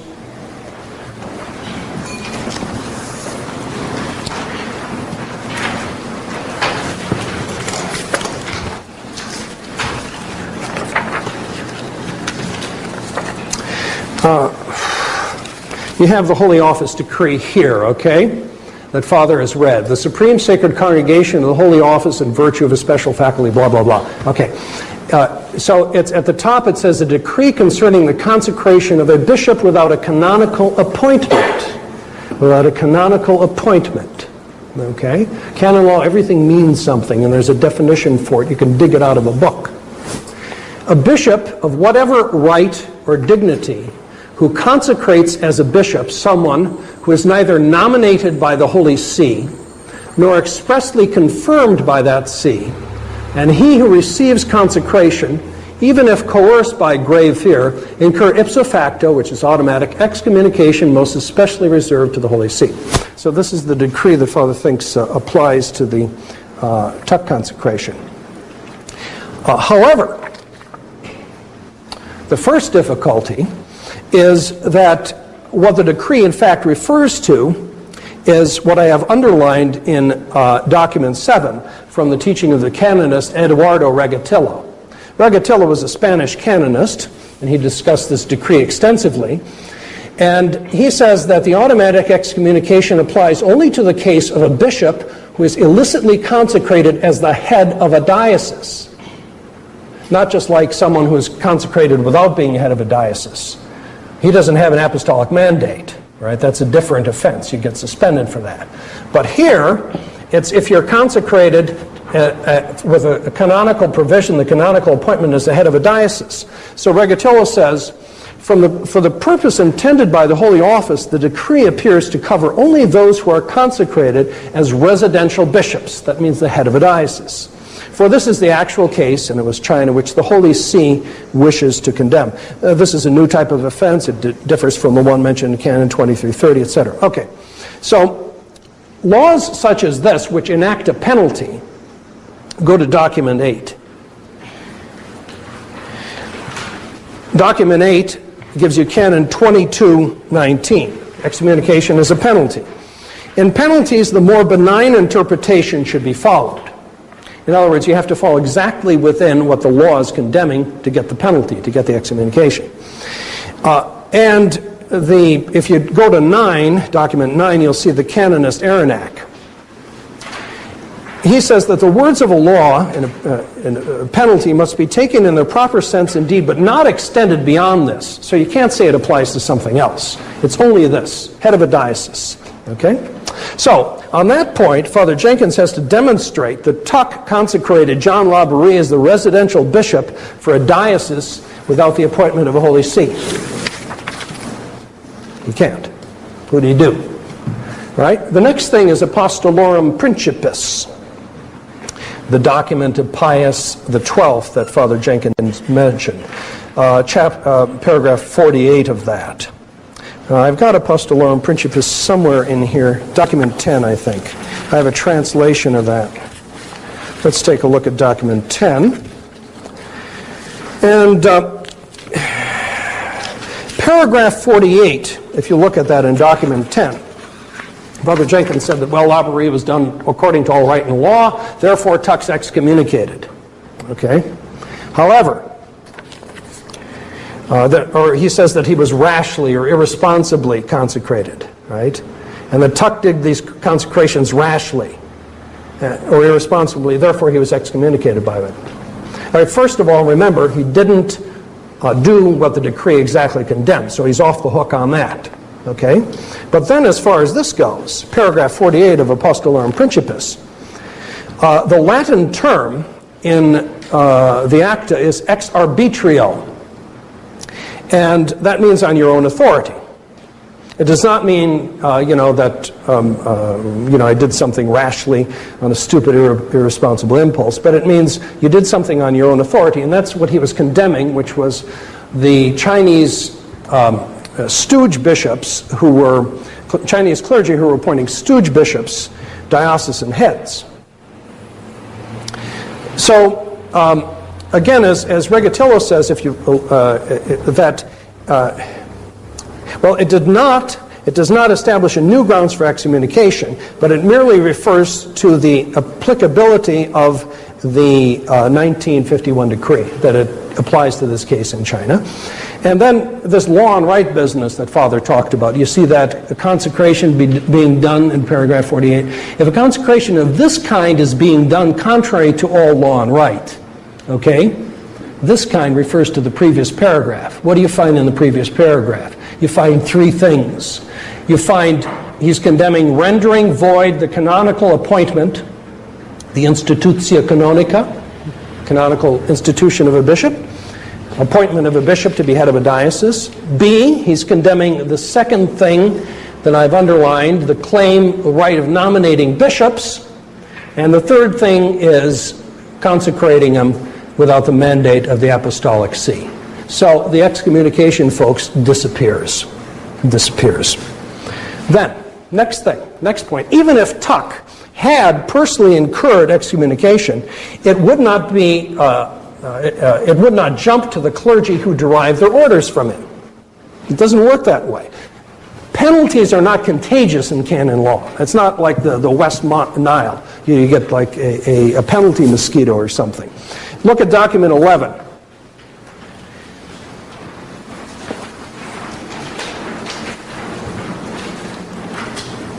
What I've got underlined. It is not permitted to extend penalties from person to person or from case to case, even though the reason is the same or even stronger. You can't do that. It's got to be interpreted strictly narrowly. So penalties aren't contagious. Then the next thing is, all right,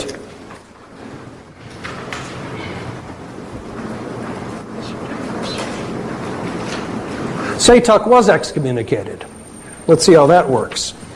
Go to document 12. Here's the law of the church, which is a prohibition from it's a prohibition of exercising your orders if you go to a bishop who's excommunicated and you receive orders from him, right? All you get is a suspension, right? You don't get excommunicated and thrown out of the church. You can't exercise your orders. So the church law says those who presume to receive orders from one who is excommunicated or suspended or interdicted after a declaratory sentence, hey, it's not even automatic. The head of the diocese has to issue it. From after a declaratory sentence has been passed on this fellow. So it's not automatic. There has to be a sentence of the guy who's excommunicated for you even to incur the suspension. Or from a notorious apostate, schismatic, automatically incurs suspension reserved to the Holy See. Okay? However, not even this suspension would apply because no one in authority issued a declaratory sentence on Thuc, nor still less upon Carmona or Pivarunus or Bishop Dolan. So they couldn't be notorious apostates or schismatics. And again, Father Jenkins, if he claims that, 1325, show me. Right? And then you also have the word in the decree, presumes. And that means that, well, it's a canonical terms, meaning that you receive orders from someone like that in bad faith. So you see all this stuff you have to get through? And you're not even suspended unless there's a sentence that's declared on you. Still less put outside in the church.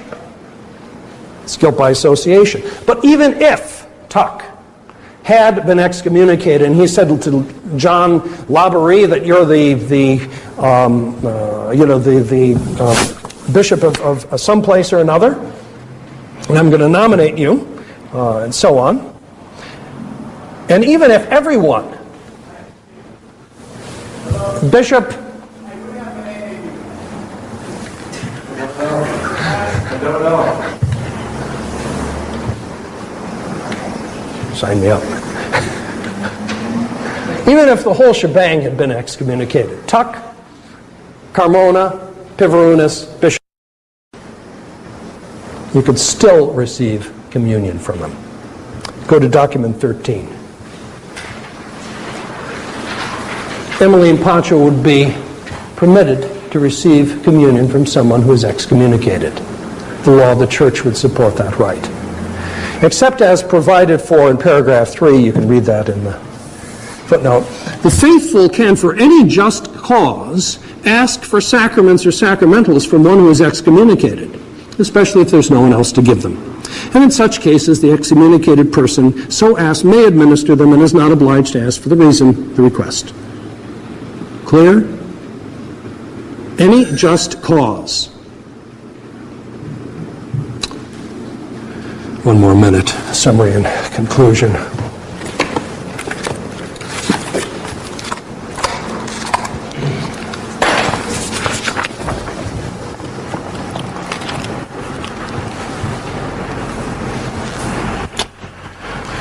Archbishop Thuc did not incur excommunication under either the Code of Canon Law or the Holy Office Decree. Remember, it applies only to appointing ordinaries as the head of a diocese.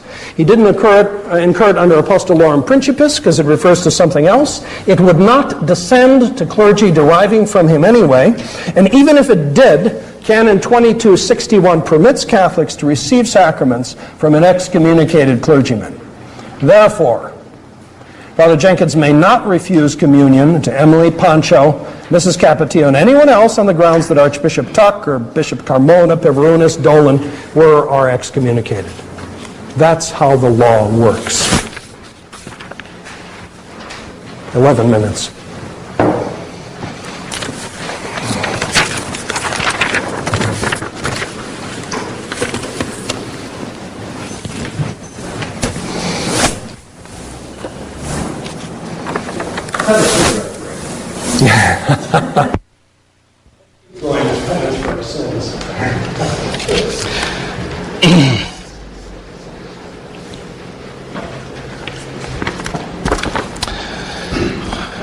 Well, let's see here.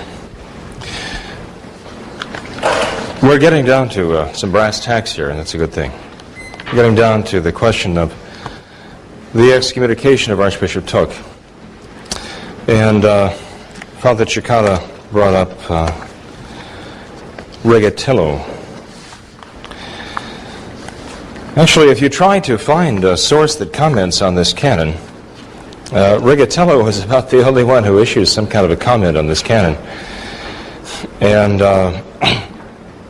he's one commentator, that's all he is. He issues an opinion. What he's actually doing is he's issuing an interpretation of this law, which is kind of an interesting interpretation because it actually has nothing to do with what is said in the law itself. If you look, if you remember what I read, and I do have some copies here for you.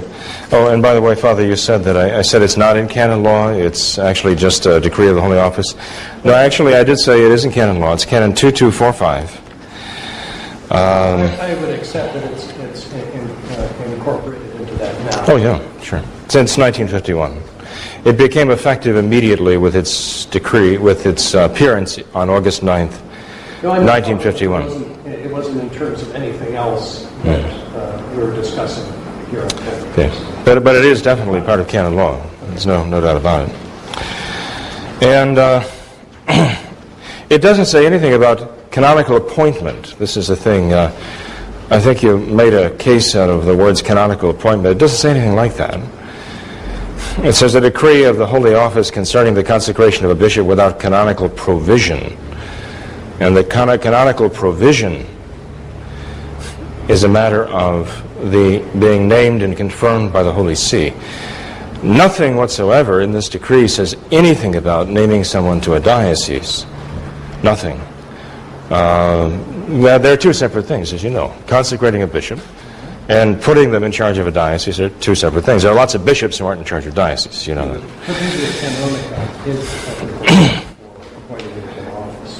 Well, that is not what is said here in the decree. It makes no mention of canonical provision. It says it in the Latin. In the decree itself? Consagraciones. Well, that is your interpretation of it, but you see the actual text of the law itself does not say that. That's your interpretation of what I'm saying, that I'm saying is not accurate. And furthermore, the interpretation that you give, citing Regatello, is not the interpretation that the Church herself has given. Because, as it says, this is actually the application of the Church's understanding going back long before this, you know. So this wasn't actually a new provision in the sense that the Church just decided, well, let's start excommunicating people for doing things like this. The fact is that the actual practice of the Church throughout the centuries was to excommunicate those who consecrated other bishops unworthily, whether or not they named them in charge of dioceses. Had nothing to do with it. That's the practice of the Church. And actually, I would issue a kind of challenge here, because I know you've interpreted this in a certain way to exclude what Archbishop Thuc did. And I would say I'd very much appreciate it if you could find in the history of the Church from the resurrection or from the birth of our Lord until this moment, where the Roman Catholic Church has ever approved the consecration by a Catholic bishop of a non-Catholic. I would ask you to find one sole instance that could be established historically, that the Catholic Church has ever tolerated this, failed to condemn it in the most severe possible terms. Just one lone instance where the Church, whether or not the bishop was named to a diocese, any example that you can give me, I would appreciate it very much, because I have looked and I have not been able to find a single case where the Church has ever failed to condemn in the most severe possible terms and excommunicated a Catholic bishop who consecrates a non-Catholic to the episcopacy. How horrifying is it? I use the example because most people are lost. It's lost on them to realize how awful that is. But I tend to think that even Bill Clinton would compare favorably as an individual with this Jean Laborie. There's a background on Jean Laborie that you don't know. But there's a background on him. And I would say, from what I know of him, he would compare Bill Clinton would compare favorably with him. Some years ago, a Novus Ordo priest in Africa gave Bill Clinton Holy Communion. I'm sure every one of you was outraged and thought, well, doesn't this exactly show you what they're all about?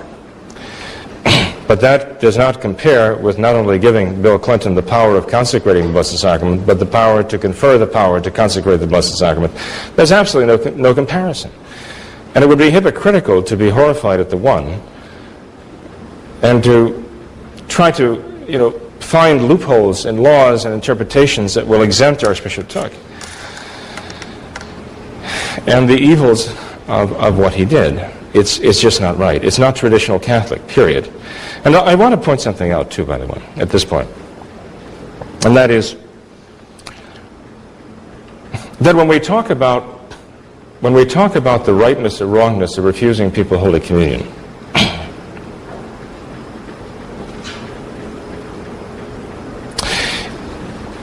it really does not answer the question of whether it's right or wrong to go to a Thuc bishop or to Sharonville. Because even if it were wrong for a priest to refuse Holy Communion to someone for going to a Thuc bishop or Sharonville, it could still at the same time be scandalous to go to them. And it could still be even mortally sinful, objectively speaking, to go to them. Now again, Father Cekada has given us an interpretation of Canon 2261, paragraph 2, paragraph 3, and citing any just cause, a Catholic can go to an excommunicated minister for the sacraments.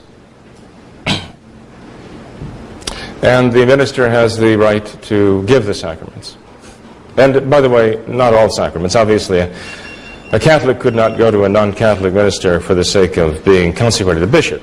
Again, we know that that is expressly forbidden by the Church. But for Holy Communion, for example. Again, I say Father Cekada's interpretation is wrong, because his interpretation leads to absurdity and something that the Church manifestly could never approve. When we interpret these canons, we have to interpret them according to the mind of the Church. Anyone who would pick up the Code of United States law or the Code of Laws of the state of Florida and start interpreting it, apart from the Church, from the interpretation of the Church herself, would be very wrong. We'd say that person would be a crackpot. So we obviously have to interpret the Church's laws in the way that the Church means them, and the Church means how the Church means her laws. She has told us in her history and how she's judged cases throughout the centuries. When I was studying in Rome at the Angelicum, I visited the North American College. Someone I'd met there. I was invited to lunch, and I went there out of curiosity. And I was informed by a couple of the seminarians at the North American College that the priest from their diocese had just recently defected from the Church and had actually become a Satanist, that he was actually performing the liturgy for the sake of providing what was expected to be the Blessed Sacrament for a satanic group in his diocese. And as shocking as that is, I think you find that it's not as rare as we might hope. That certainly wouldn't be the only case.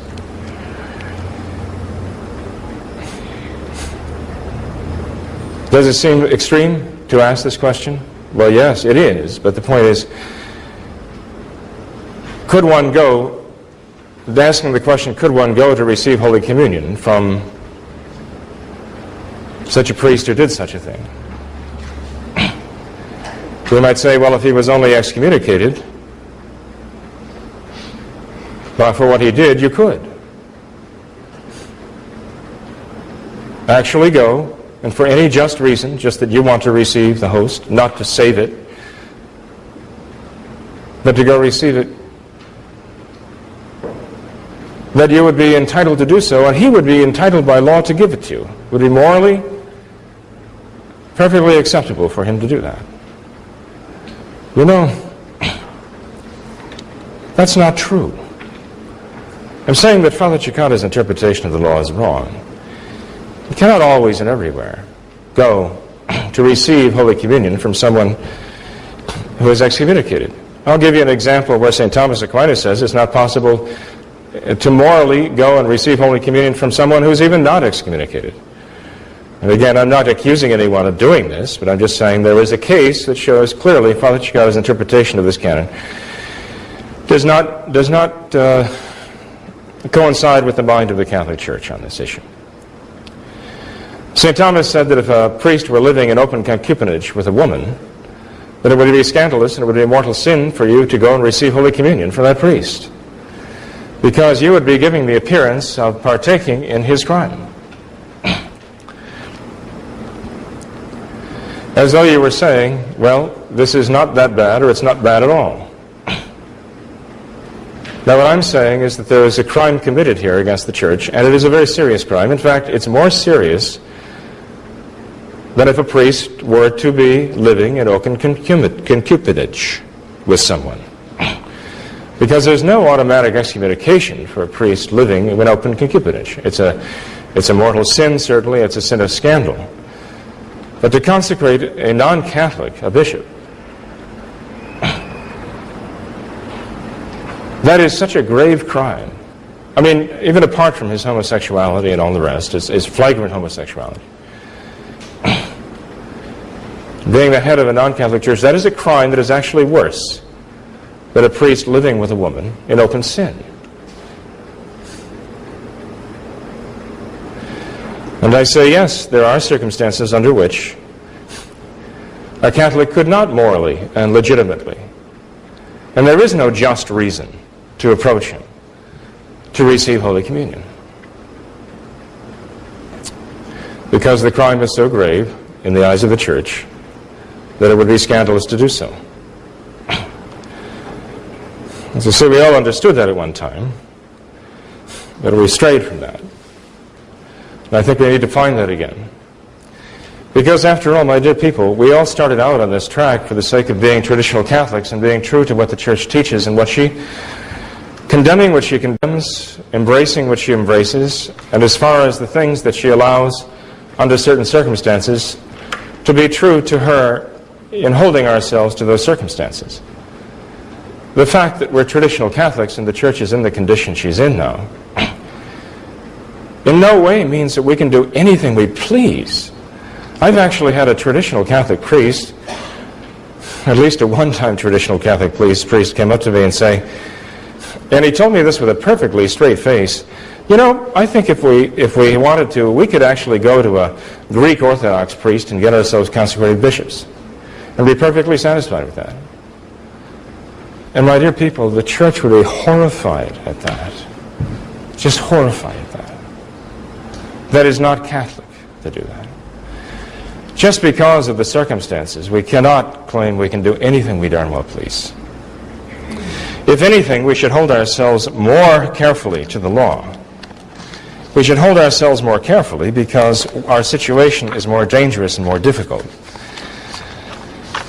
And because we don't have the Holy See to turn to in this, one can argue, well, we don't have the Holy See to turn to, so how can we hold each other responsible for following the norms of the Church or interpreting? Well, does that mean then that anything goes? We can just absolutely get away with anything? I'm sorry. That is not being traditional Catholic. Rather, we have to hold ourselves more carefully to it. And that's what all of us were doing a while ago, holding ourselves very, very carefully and very strictly to this. It is wrong. What has been done by the Thucs is desperately wrong. There are hundreds and hundreds of Thuc bishops throughout the world right now, many of them giving grave scandal. We can't have anything to do with this.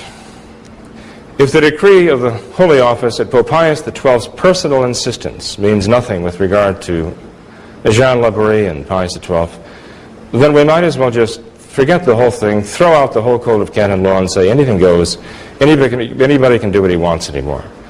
But in doing that, we certainly would not be traditional Catholics. In doing that, we might as well go back to the Novus Ordo, because that's what it seems they're doing. Well, I actually got a little bit off the track here, probably much to your relief. But in order to remain traditional Catholic, we have to hold ourselves to a certain standard, and this is not holding ourselves to a certain standard. We were accused from the very beginning of being schismatic and having a schismatic mentality. And this is exactly the kind of thing that is going to drag us right down the drain into schism. We cannot permit of that. If I may just give one final example, and then I'll turn the floor over to you. Okay. And it involves yourself, Cekada. But I mean, you've mentioned my name. You've taken my name in vain plenty of times tonight. Okay, so I reserve the right to, and I'll pray for you as a result of it, I promise. Something dramatically changed. It changed with some of our priests some years ago. And honestly, I couldn't figure out what was going on. It started out dragging up old wounds, perhaps, with Clara Berry, for one thing, or Sister Mary Cabrini. But then it ended just 2 years later with the public embracing of the Thuc bishops in Mount St. Michael's on the part of Father Cekada, Father Dillon, and St. Gertrude the Great in Sharonville. And ever since that time, we've just been reeling. And I know Father Cekada and Father Dolan were not surprised by our reaction, because they knew exactly where we'd stood all this time, but they made a decision that this is what they believed was the right thing to do. But they should not have been shocked and surprised when we reacted as they knew we would. In fact, the same way they had reacted for years and years before that. So it's not fair to express amazement, outrage, that we simply did what we had always done before, just because they had changed their minds and we didn't. If we're not supposed to blame them for changing their minds, they certainly shouldn't blame us because we didn't change our minds. But something happened which really kind of oriented my understanding of what was going on here. And I think gave a very clear idea about the way things were going back then. And I'll try to express it this way. And I know Father Cekada lived these things, and so he knows these intimately. We had a priest working with us in Florida back in the mid-'80s. And we found out that he was bringing into the Florida missions one of the Thuc priests, someone who was ordained by by Bishop Musey, or Father Musey of Texas. Father Musey had left the priesthood for 10 years or so and then returned. And the priest, and he had been consecrated a Thuc bishop. And he was ordaining, or he had ordained, one or the other, a man who had been married for something like 20 years and already had 5 or 6 children, but then had a marriage annulment. And Father Musey was ordaining this man a priest. His name was Gaston Lopez. And I understand now he too is a Thuc bishop. And Father Cekada got wind of it. He notified all of us that this was happening, and he went to Florida, and he went through the legal proceedings to have this Gaston Lopez excluded from the churches, because he knew that this was not right, it wasn't Catholic. And then Father Cekada traveled around Florida, and he explained to the people in Florida why this could not be, why we could not have a Father Gaston Lopez married, children annulled, ordained by a Thuc bishop, going around saying Mass for the people. Within a matter of a few years after that, Father Cekada and Father Dolan sat down at a priest meeting, a meeting of traditional priests in Spokane, Washington, I believe it was, at Mount St. Michael's, with 20 other priests. And I know Father Dan Jones was there. He told me about this. And one of the priests who took part in that conference, in that meeting, was this same Gaston Lopez, married man, children annulled, ordained by a Thuc bishop. And he was just accepted there as a traditional Catholic priest with everybody else. And I asked myself, how can this be? And can you accept that? Is that right? Is that what it's all about? Is that what we set out to do years ago when we decided we were going to hold to the church's traditions, to simply sweep all that under a rug? You can't do that. One can use the law, but one can abuse the law too, and I think that's what we have to consider here. We have a clear-cut statement by a pope through the Holy Office excommunicating under these circumstances, and explained later in Pope Pius XII's Apostolorum Principis. And I know there was one thing Father Cekada brought up 3 reasons. Those are separate reasons. You don't have to meet all those reasons to fall into the excommunication. Pope Pius XII, in giving those 3 reasons why the excommunication applies to rash consecrations and consecrations against all law and all right, those 3 reasons are not to be saying you need all 3 reasons to make it so. Any talk about a canonical appointment or making void canonical appointments, this is actually taking this out of context. I just have to say that. Father Cekada's interpretation of the canon is out of context because the Chinese were, in fact, taking bishops appointed by the Holy See, real Catholic bishops, and then imprisoning them, taking them out of their dioceses, and imposing new bishops into those dioceses. That's what he's referring to when he uses that expression in the canon, or in the encyclical Apostolorum Principis. In that particular measure, when he talks about going against canonical appointments of bishops. But he doesn't say and there, nor does he say or. He lists the reasons, and they are independent of each other. And the last one that he lists is consecrating bishops rashly and contrary to all law and all right. He lists that as an independent reason, not as part of an ensemble of reasons. And that is precisely what the law states, my dear people. We have to hold ourselves to that. And yes, it does matter. If we have to do, I know, we have to follow the safer course, and the safer course is to have nothing to do with the Thuc clergy. It would be scandalous to get involved with them. We've always said that, and we say it now. He's got his interpretation. I've got the interpretation of Eduardo Regatillo, the head of the Canon Law Department at the Pontifical University of Comillas in Spain. And I've given that to you.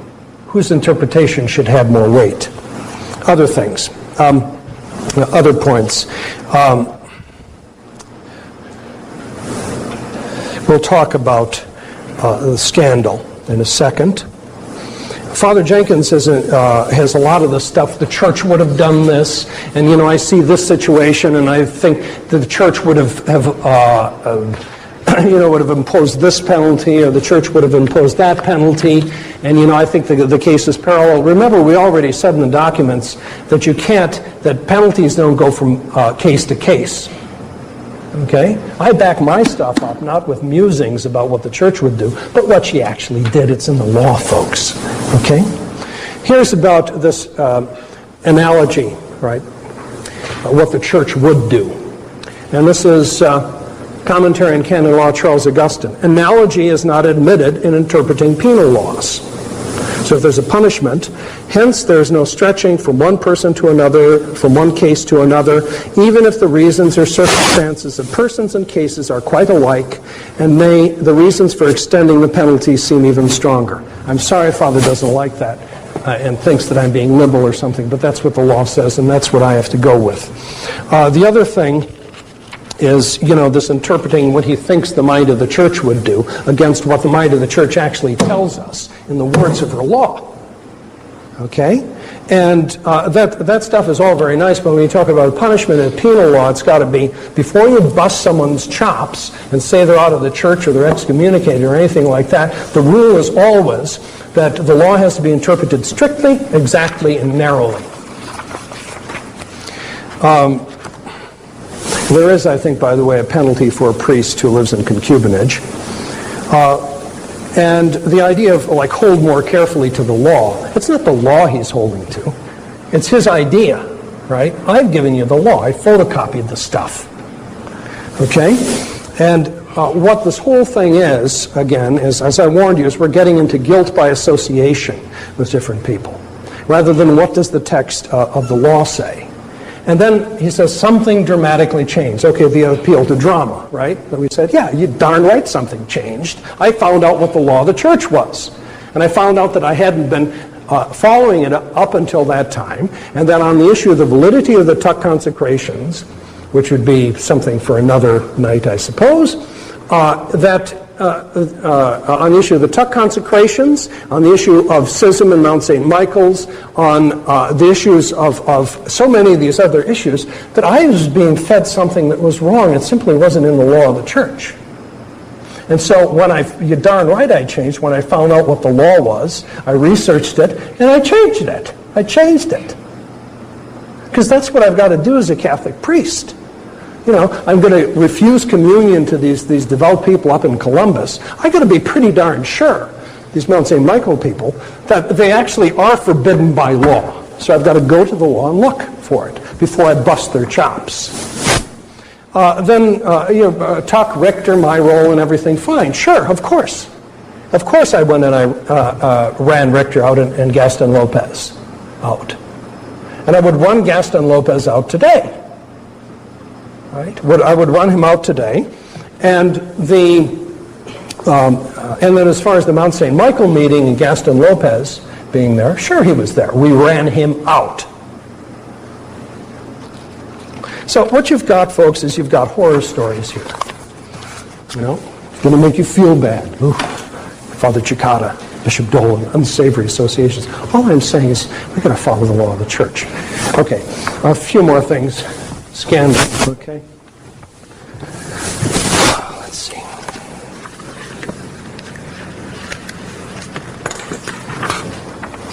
Again, it comes back. All right? We're here because the folks at St. Gertrude's are tainted. And because Emily and Pancho and Mrs. Capetillo, theoretically, are forbidden by law somehow to receive communion because of, we're going to fill the blank in now with scandal. Okay, that's John Labrie on the phone. Here's what the sin of scandal is not. The sin of scandal doesn't mean that I'm shocked. Right? The shock or bewilderment that you get because there's some violation of propriety or common standards. Right? That, you know, Oprah goes on a Twinkie binge. Right? And she flips out afterwards, and that's shock. We see that in scandal. We see that in the supermarkets. That's not what the sin of scandal is. Look at document 14. This is the teaching of the moral theologian Primer. Here's the definition he gives.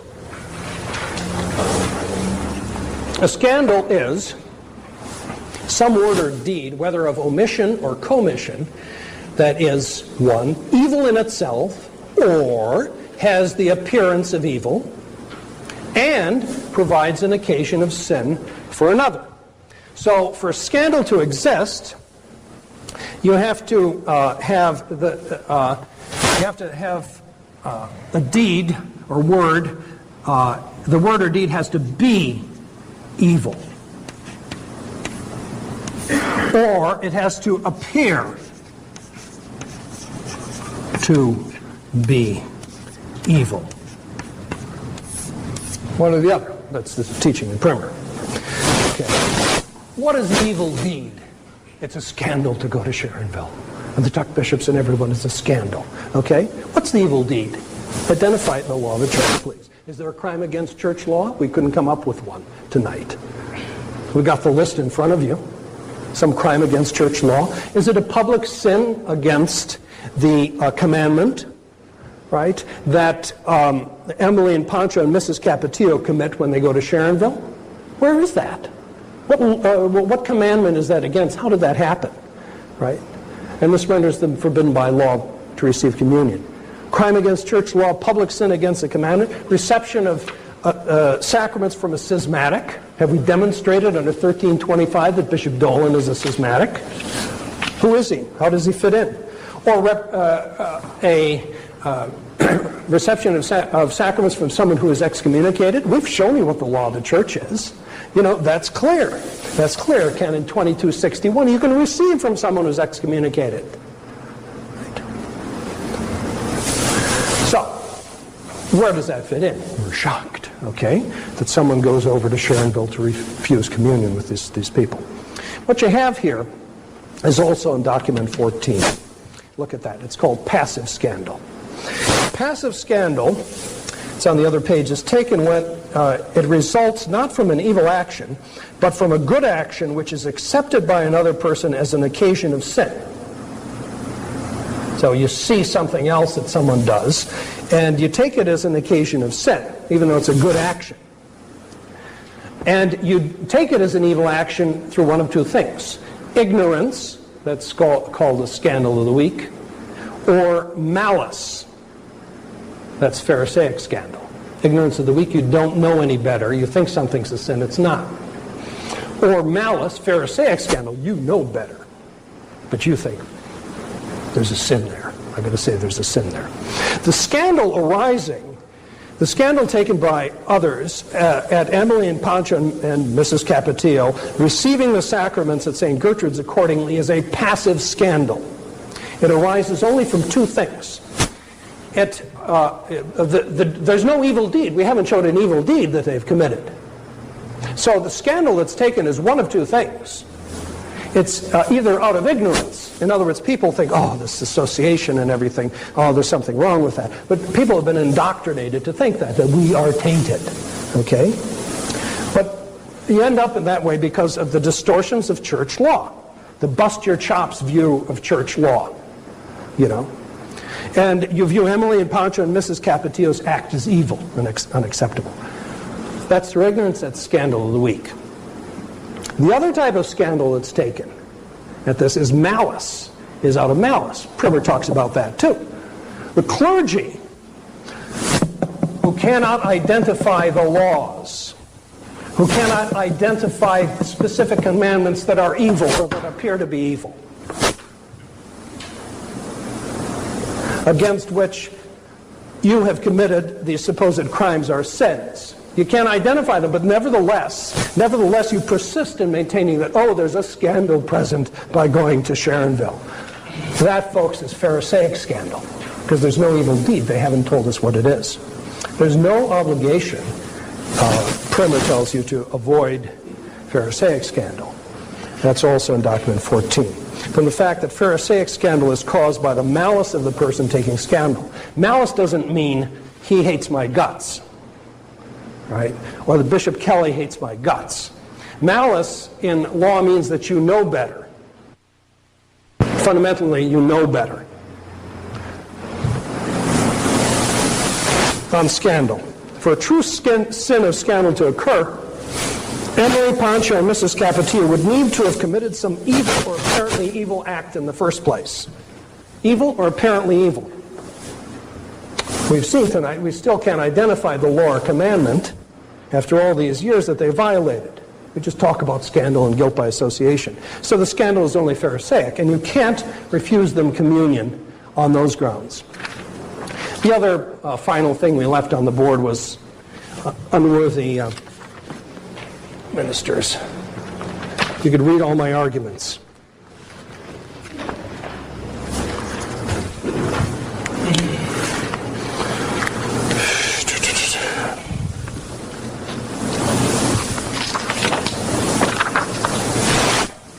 This maintains that you're to be refused communion if you're forbidden by law because Archbishop Thuc, 25 years ago or something, conferred orders on some unworthy men. Look at document 15. This is the general principle on ordaining unworthy men. And here's what happens to you. This is Canon 2364.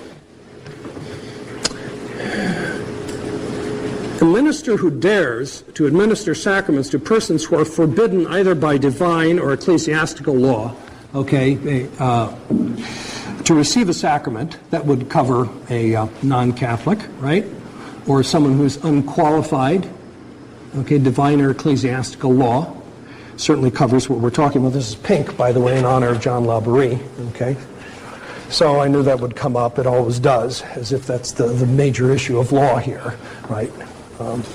So here's the principle. A minister who dares, ausus fuerit is the Latin, we'll go back to that, to administer sacraments to persons who are forbidden either by divine or ecclesiastical law to receive them, shall be excommunicated, cast out of the church, shall be suspended, forbidden to exercise his orders from the administration of the sacraments, and then it's not automatic. It's for a time to be determined in the prudent discretion of the ordinary. So the head of the diocese has to step in and issue a decree, so it's not automatic, and shall be punished by other penalties according to the gravity of the fault, without prejudice to the special penalties mentioned by law of certain crimes of this class. Okay, so it's suspension, and it has to be imposed. It's not automatic.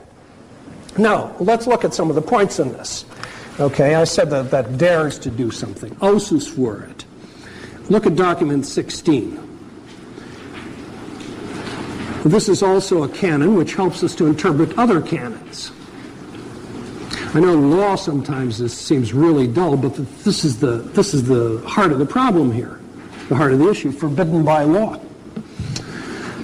If the law contains the words presumptor ausus fuerit, etc., or other similar expressions which require full knowledge and deliberation, any diminution of imputability on the part of either the intellect or the will exempts from the penalties late sententiae. Those are automatic penalties.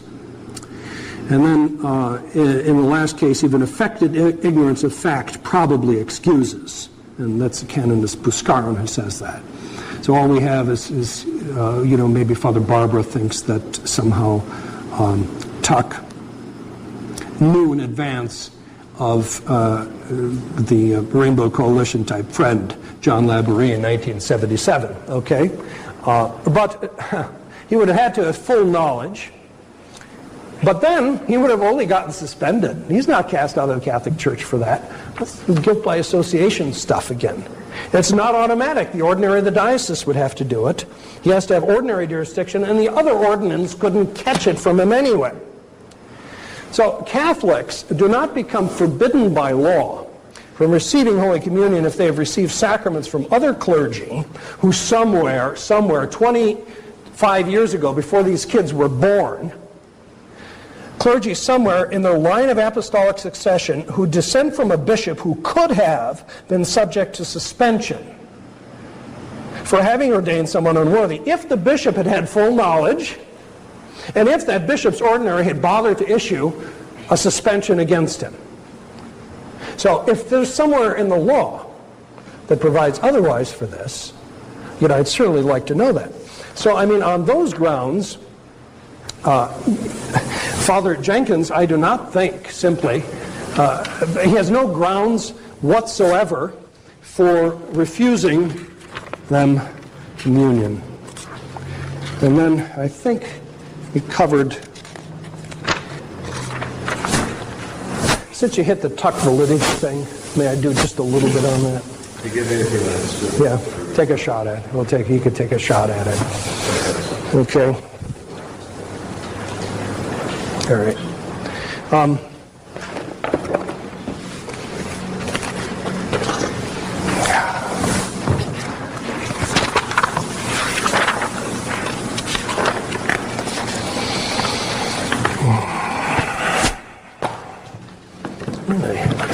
Something. You may be in luck. Maybe I don't have anything on it. I'll go home.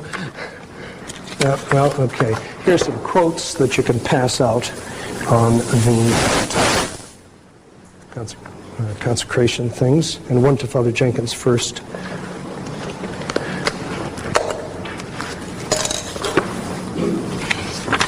And then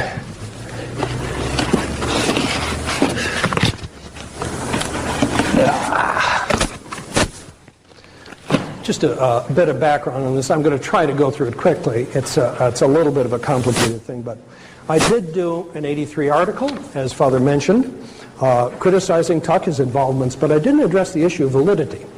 And I said this in the article: further research would be needed to ascertain what theologians and canonists consider evidence sufficient for validity in such a case. So validity was open. It was some awful stuff. We began to re-examine the issue in the Pius V Society because of Father Sanborn's visit to Brazil in '85. And an issue was basically the validity of Gerard de Laurier's and Bishop Carmona's consecrations. And two of us were supposed to do the research into it. I was deathly against it, against the validity and against any involvement. And so I volunteered to work against it in the research, and Father Sanborn volunteered to work for it.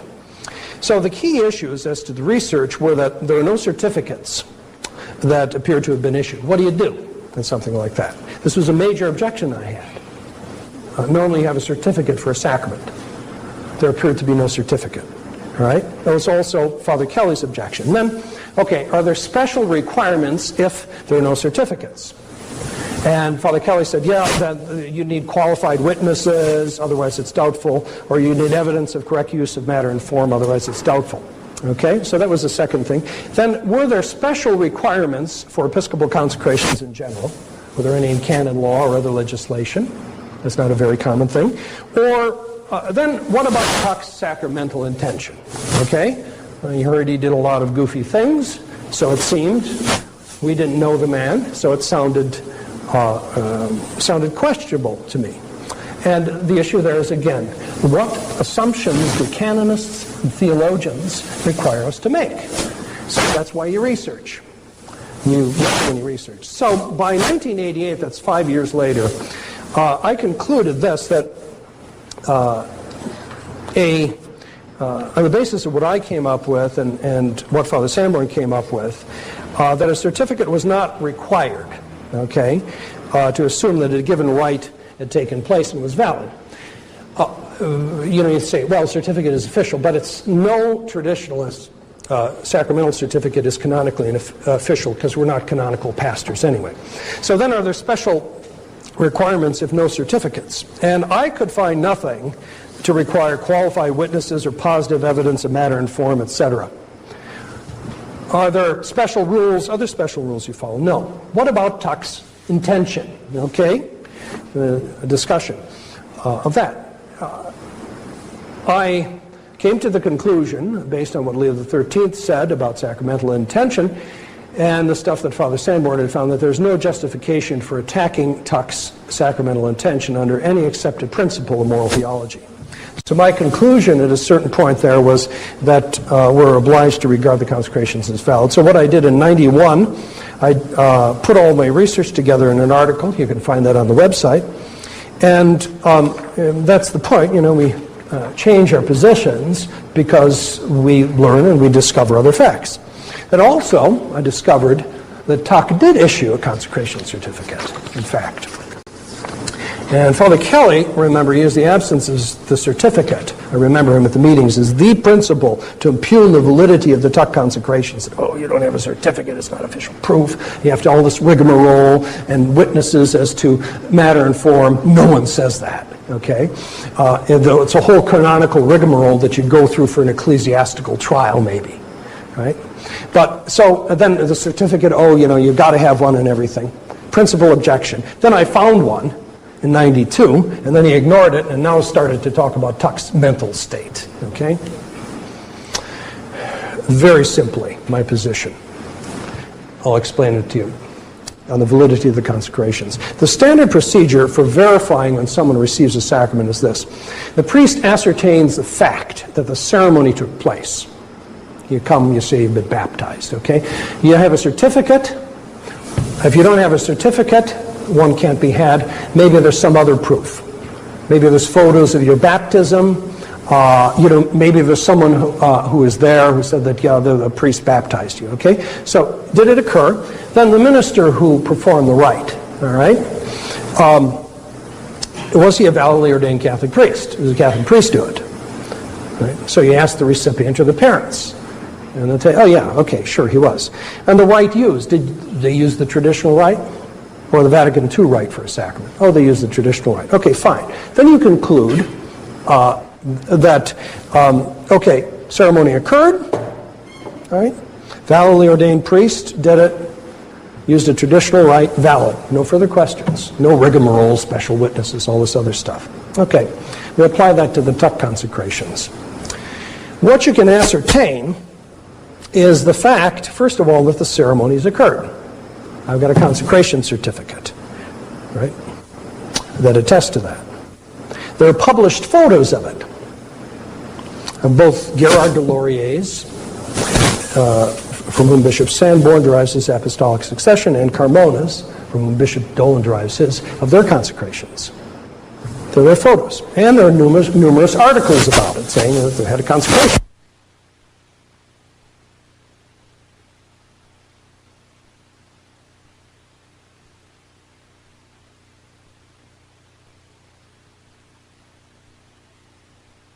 from all this stuff, certificate, photos, etc. Then you have a minister who performed the rite, Thuc, okay? Validly consecrated Catholic bishop.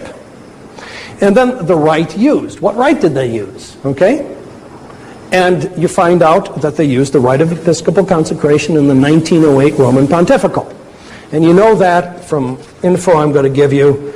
There are captions published with photos of the ceremony stating that he used it. There's an interview conducted under oath with Hiller, Dr. Hiller, who was one of the men who was present, a sworn affidavit from another fellow, Heller, who said that Thuc used the Roman Pontifical. There was a published interview with Gerard de Laurier saying that the old Pontifical was used for it, and then a second interview that Father Collins, I think, did with him, and Gerard again said that it was the traditional Pontifical. If you knew Gerard, he was a very devout, faithful, traditional Catholic priest, right?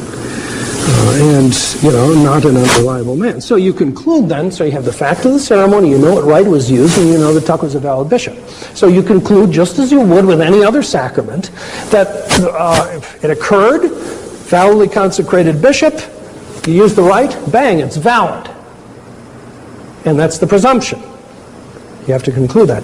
Thereafter, then in canon law and moral theology, validity is presumed and invalidity must be proven, as Father Jenkins correctly asserts. Look at the quotes on C. I think it's C. Yeah, the salmon-colored page. Generally in canon law, what we've just said about presuming validity and proving invalidity, this, the canonist Wanenmaker says, is the queen of presumptions which holds that the act or contract is valid until invalidity is proved. Then, next quote, and this is from Cardinal Gaspari, who is also the compiler of the 1917 Code of Canon Law. And he says that an act, especially as one as solemn as an ordination, must be regarded as valid as long as invalidity would not be clearly demonstrated. And then also, you have to presume that the intention was correct.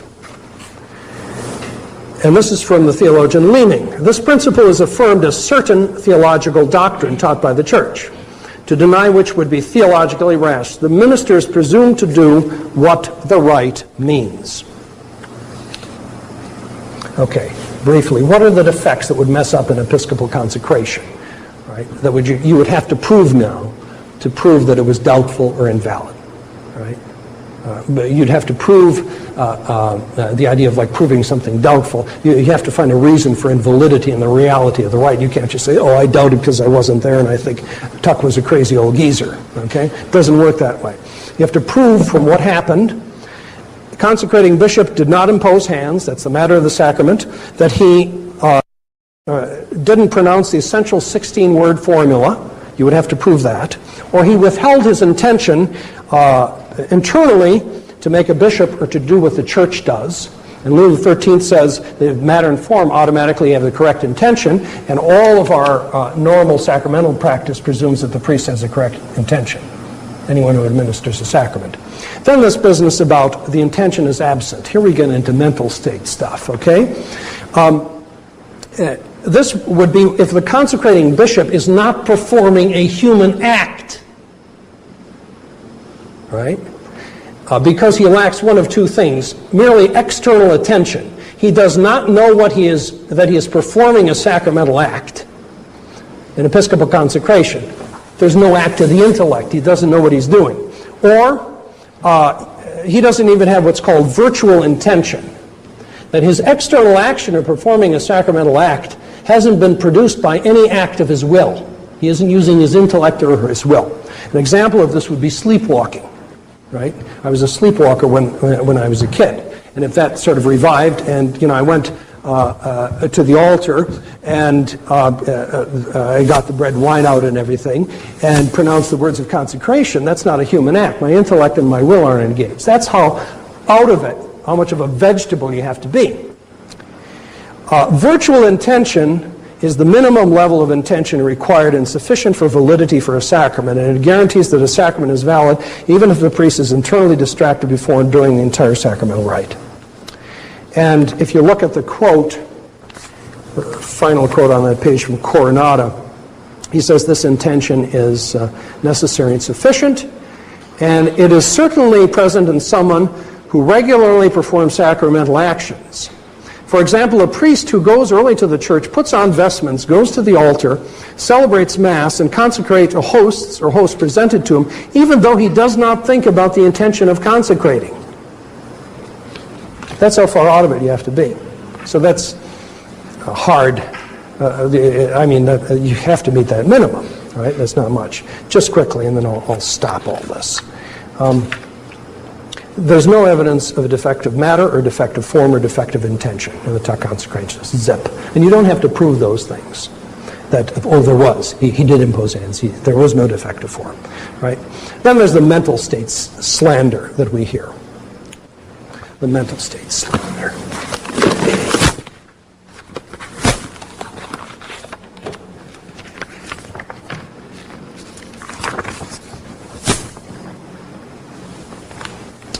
Pass those out quickly, okay?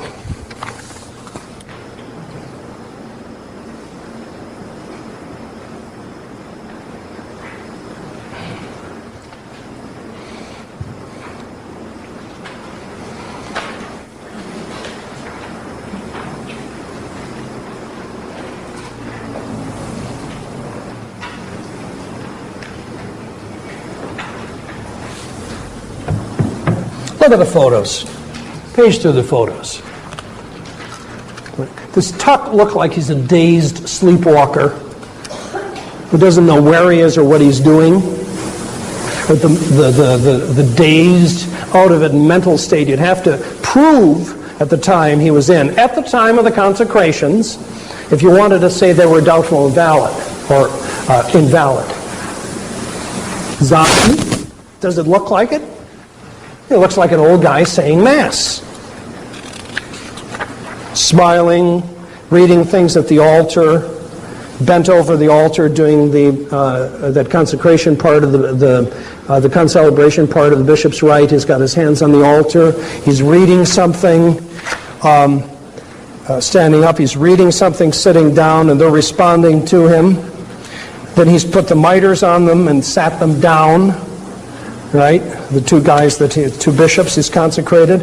Then at the end, he's reading the exhortation and they've got their hands out. He's going to put the ring on their fingers at an episcopal consecration. Right? Then he's smiling with them at the end. Or then later, in December, later that year, after these consecrations, then he's ordaining Bruno Schaefer, right? To the priesthood. He's concelebrating with Schaefer. He's reading from the rite there. Schaefer, I can't make it out, is doing something at the altar. The final page, he's reading, concelebrating the Mass, which you're supposed to do. Right? So, you look at those pictures. Good grief. You can't say that he didn't have the mental state, he didn't know who he was or what he was doing. That's what it would take. That's what it would take. And that's what people believe because of these horror stories. And then that are exaggerated by our friends, especially by Bishop Kelly. It's all this drama about Thuc, right? It doesn't take much to administer a sacrament in the way of intention, right? Then he gave a public conference the next year for Trento in either Guadalajara or one other Mexican city. He gave a public conference in French on the vacancy of the apostolic see for Trento. And I know two fellows who were there, and one of them heard him. He understood French, Father Madrigal, and he decided right away to go to the seminary because of that. So, this isn't like, it's only because people didn't know him over here. Then the other thing is, that we've got to look at is this. We'll pass them out so we don't take too much time. This is the consecration certificate that's written on Thuc's own hand, okay? Now I found this, actually Bishop Pivarunas had it. I could have almost killed him because I had gone through all this research on what you do when you don't have a consecration certificate, and he mentioned to me, I had it. Oh, sorry. Okay, sorry, Father. So here's the consecration certificate, okay? Look at it. Look at the handwriting. He wrote it out by hand, okay? It's firm, and it's clear. He wrote the thing in Latin, okay? And here's the translation. We, Peter Martin Nodin, Thuc, titular Archbishop of Bulla Regia, give notice to the following to all, that on the 17th day of the month of October in the year 1981, we confer the episcopal rank of the Catholic Church on Father Moses Carmona Rivera, with all rights pertaining to said rank, given on the 18th day of the month of October. Hey, the next day after the consecration, right? Right? The crazy man who didn't know what he was doing, okay? With a signature, and then he says the eyewitnesses were Dr. Hiller and Dr. Heller, and he had them sign. So, is this the work of a confused madman or a sleepwalker and a mitre who couldn't manage the tiny bit of awareness, that distracted priest who talked about going to the altar? A tiny bit of awareness, the theologians say, is necessary and sufficient to confer a valid sacrament. Then there's other stuff that's in this folder too. Because there's, it's sort of smeared, but there's a letter that he wrote to Bishop Carmona thanking him for New Year's greetings. And then a document on the vacancy of the Holy See. This is on the 3rd page, right? An automaton. This is written out in Latin in his own hand. You have to know what you're doing and who you are, and you can convey a sacrament validly. So this long document proclaiming the vacancy of the Holy See. That is coherent. That's in Latin. And so the conclusion, folks, is this, that anyone who is capable of all this possessed the requisite mental state to confer a valid sacrament. And a priest who says otherwise either doesn't know the rules of sacramental theology, the principles, or he's dishonest in his heart because he knows what they are and he won't admit it. He won't admit it. And that's the thing I tell you that I fear. Because when I came up in 1985 against the Father Sanborn, we had this big discussion at Oyster Bay, and he presented all this evidence that was convincing about the validity of the Thuc consecrations and what you have to do, how you have to regard his intention as valid. He had this quote from Leo XIII that said that when correct matter and form are used, the Church automatically, for that reason, presumes the correct intention. Okay, it was something like that, and this was quite convincing. And so I thought, boy, So I went up and I talked with Father Kelly in my room, and we sat down, and I said, he's got all this stuff, and then I said, then there's this Leo XIII thing, and he said to me, we can't say they're valid because some of our priests would want to get involved with them. And that is what I fear. And that is what I fear is going on. So, anyway, I've told you the standard procedure to verify the reception of a sacrament. Fact, the minister, the rite used. We have certificate in Thuc's hand, photos, minister, real bishop. We conclude it's valid. Law presumes then it is valid. Invalidity has to be proven. The canonists say so. You have invalidating defects that are possible in the matter, form, or withholding your intention, or an absent intention when you have no idea of what you're doing and can make no act of the will. But for the Thuc consecrations, there's no evidence of any of this stuff. And as far as the mental state, folks, come on. Unable to form a sacramental intention, right? That's nonsense. And it's refuted by the photos, which you see yourself. It's refuted by the handwritten documents that I've given you copies of. And especially the consecration certificate, which was the big bugaboo, which was later found. And to attack his mental state is ignorant or is dishonest. And finally, and I'll let you go, is what I resolved, what I tried to do tonight is simply to expose the law of the Catholic Church to you. It's not a question of winning a debate or making points. It's a question of finding out what the Church expects of you. And I think that I have done more than my part, giving you chapter and verse in canon law, sacramental theology, and other documents which tell you what the true practice of the church is with regard to all these disputed issues. My confrere, Father Jenkins, has come up short in all of these. And I say that not to rub it in, but to point out that it may be time for him to reconsider his position as I reconsidered some of my positions. And as far as the reception of Holy Communion over here for Pancho and for Emily, and indeed anyone else who goes to St. Gertrude the Great, on the basis of the law, and I've got it on my side, I say to Father Jenkins, like Reagan did to Gorbachev, when it comes to your communion rail, bring down the wall. That's okay.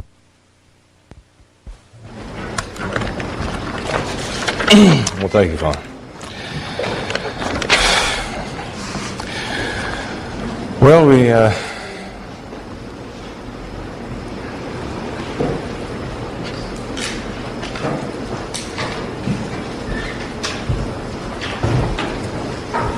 think I got the yellow one already, don't I?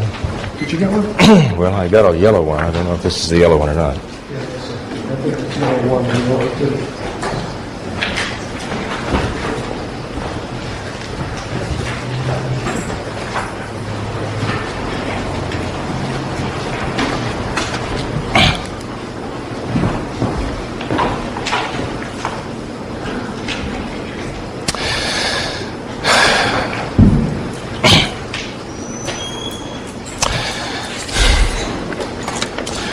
Well, in the first place, I realize, or can be. But the problem is that a quantity of papers can also mask some serious defects. And again, I'm afraid that's what we're dealing with here. Because all of these citations can be like a blizzard which can obscure the basic facts.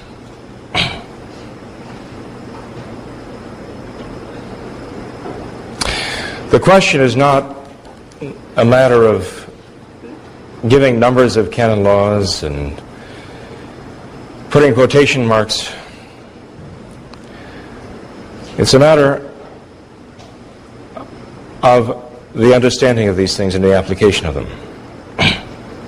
For example, you just heard Father Cekada read you a canon from the Code of Canon Law of 1918, in which he said that the law prescribes suspension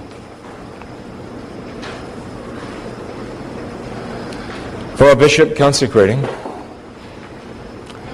or a man being consecrated by a bishop unworthily, that is contrary to divine and human law or ecclesiastical law. Someone who would be consecrated contrary to divine law would be someone who was not a Catholic. So it's not even just a violation of church law, it's a violation of God's law to consecrate a non-Catholic. It goes far beyond merely ecclesiastical or human law. And I was amazed to hear Father Cekada read that to you, because that is what the old law said, but it was precisely for that reason that Pope Pius XII issued his decree through the Holy Office of April 9th, 1951, giving the new canon, Canon 2245, which supersedes that law and says that a bishop who would consecrate another is automatically excommunicated in a manner most specially reserved to the Holy See. So it is absolutely false to say, it is misleading to say, to read the old canon and to say this is what is the law of the church. It was, but it is not any longer. And I do believe that there is a lot of papers and all, I mean numbers and all, quotations and all, there's a lot of it's deceptive. And I don't mean that Father Cekada is attempting to be deceptive, but I think what you have there is deceptive. In the same way as the canon you quoted had been preempted by this, and this is the new law that is in force now, Father Cekada. But if we go back and we even look at the old law and ask, well, why was there a suspension leveled, even by the old law, before the excommunication was put into effect? Well, again, for various legal reasons, obvious legal reasons.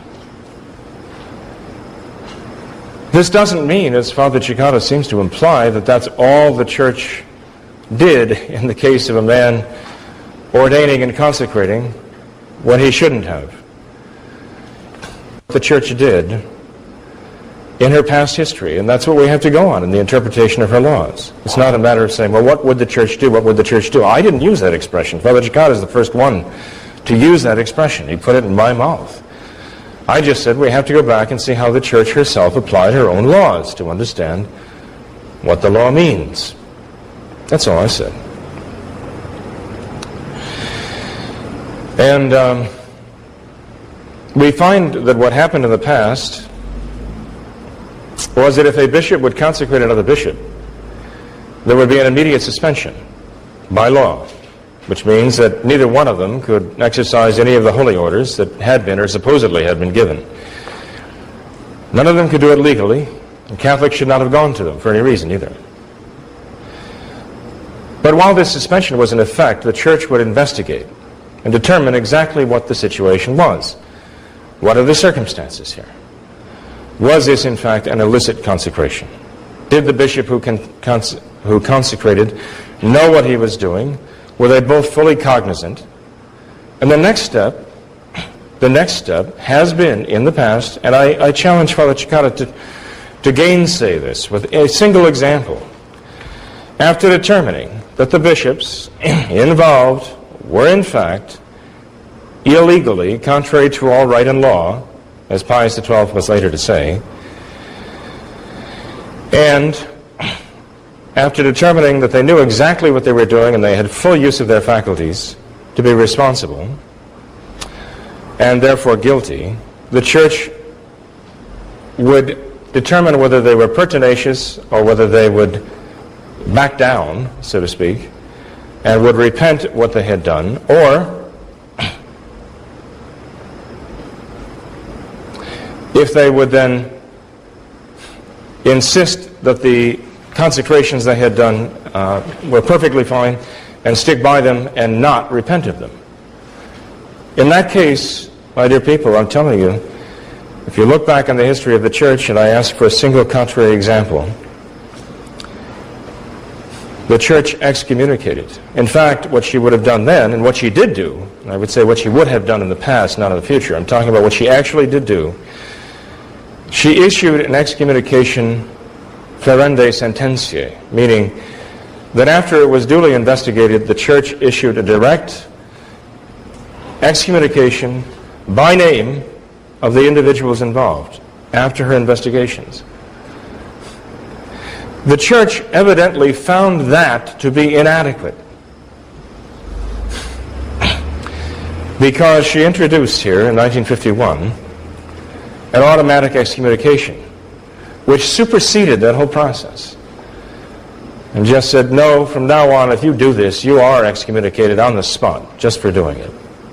That is the current law of the Roman Catholic Church. And it doesn't help to quote an earlier canon. It is not above board, to put it that way. This is what we're dealing with. We're dealing with this current law which demands an automatic excommunication in the most severe possible way for doing certain things. And those certain things Archbishop Thuc, in fact, did. It's simply a matter of fact. If it doesn't apply there, it can't apply anywhere. Now, my dear people, Father Cekada really hasn't responded. I know he's said a great deal, but he hasn't responded to the fundamental points that I've made. In my response to the very first things that he said, all I said was, yes, all of these things apply. but they're not everything that apply. That the law itself allows for circumstances which are not expressly covered by the law. That's my point, and I gave examples. Father Cekada simply ignored that and goes on, tells you he hasn't said anything, Father Jenkins hasn't said anything, Father Jenkins hasn't said anything. I said something. He just chooses to kind of talk right over it. But I did. I gave practical examples when he himself would deny Holy Communion that don't apply to anything that he said here. And it just doesn't count. But I find this is the way it is with those who support the Thuc bishops or who justify getting involved with him. If they say something that they cannot respond to, it simply doesn't count. And they simply talk right over the top of it as though it never happened. Well, it does count. Father Cekada's understanding of this law is not true, is invalid, is faulty. Let me put it that way. It's just faulty. And with regard to the whole question of the ordinations having to be accepted as valid just because they took place. As far as those, I mean, where do you start with this? Because, well, start at the beginning, I guess. I'm saying that what he's saying is absolutely not true. He posits that and that he gives you this big scenario about how we apply that to the Thuc bishops, and he doesn't even apply it to the Thuc bishops, because the whole principle concerns, as I said before, to the Church's norms and normal way of doing things. And yes, I say, if there were a consecration in the Roman Catholic Church or an ordination in the Roman Catholic Church done according to the Church's way of doing things, then yes, the Church says you must prove that they're invalid. You must demonstrate that it's invalid. Those consecrations, those ordinations are invalid. But Father Cekada's point that he couldn't find any requirement for witnesses, so he said, I'm not sure he meant it that way. Again, that is absolutely not true. The Church does require qualified witnesses. Canonist Felix Capello says so very clearly. You have to have the qualified witnesses. And canonists, moral theologians, and sacramental theologians state very clearly that you have 3 bishops present for a consecration ordinarily, and the co-consecrating bishops are there as witnesses as well as lending the power of their episcopal orders. Again, if you want to hold me to any of this, and you've got it all on tape, I will get you the information. But that's a fact. Witnesses are required. That's why we went over. That's why Father Sanborn went over there. Because he realized that. And he went over to ask the same questions Father Kelly and I went over to ask. And when we left, all 3 of us had determined we just did not have the evidence based on the answers of these men. And they were the only 2 men present who are still alive. At least in terms of Father Gerard Delorier's consecration. So again, we're running roughshod over all these points as though they don't count. They do count. They're important here. And no amount of just ignoring them is going to solve them. The fact that there is a quasi-certificate, I would say that is a quasi-certificate, although it is interesting. I mean, I must say, it is interesting to see that statement. But you yourself said you wanted to strangle because he didn't. Mark Piperunas for not printing. Well, how can you blame us for saying, hey, where's the proof here?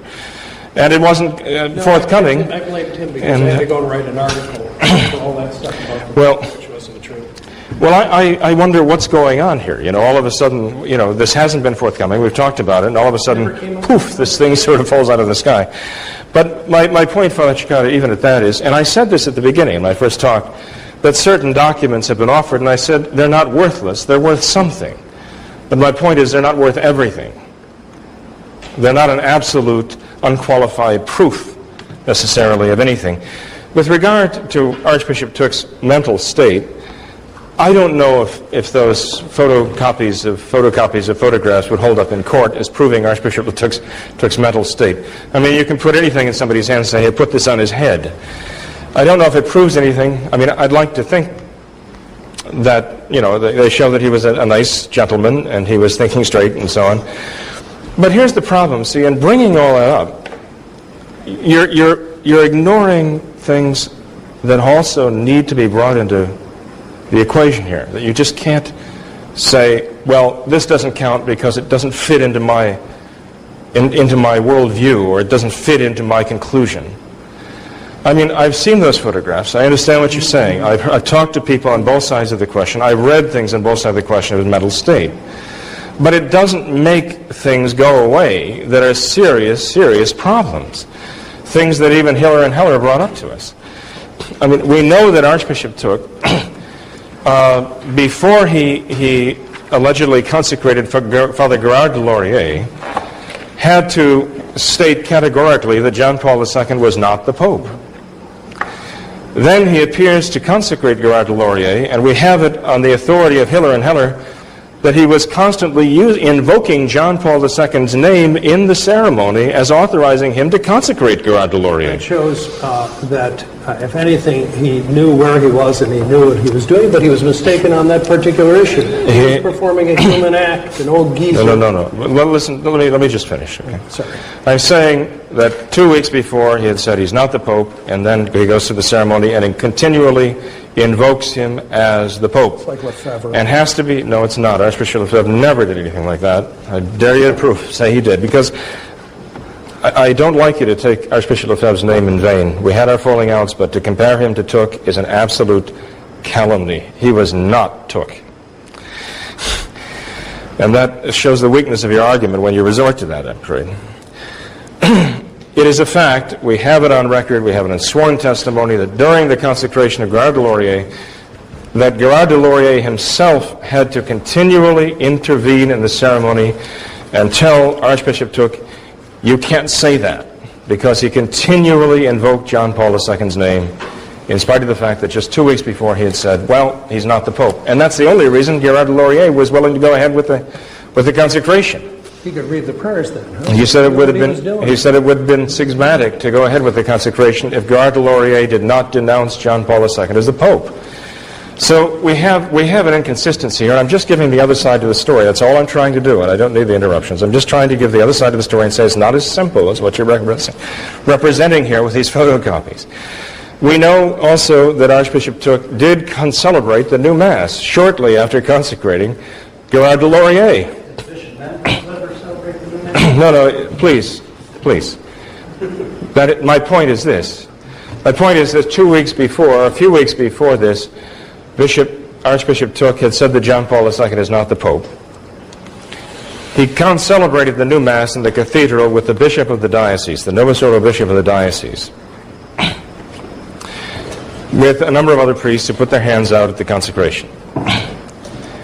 That does not prove he was not in his right mental state. Okay, I know. This is what we're talking about here. But the problem comes down to this. According to Doctors Hiller and Heller, who are close associates of him, and who are defenders of him, they claimed that they asked him how he could possibly do this. And his answer was, because the bishop of the diocese had been so kind to him, allowing him to hear confessions in the cathedral church, that he felt he owed it to him to come celebrate the new Mass with him.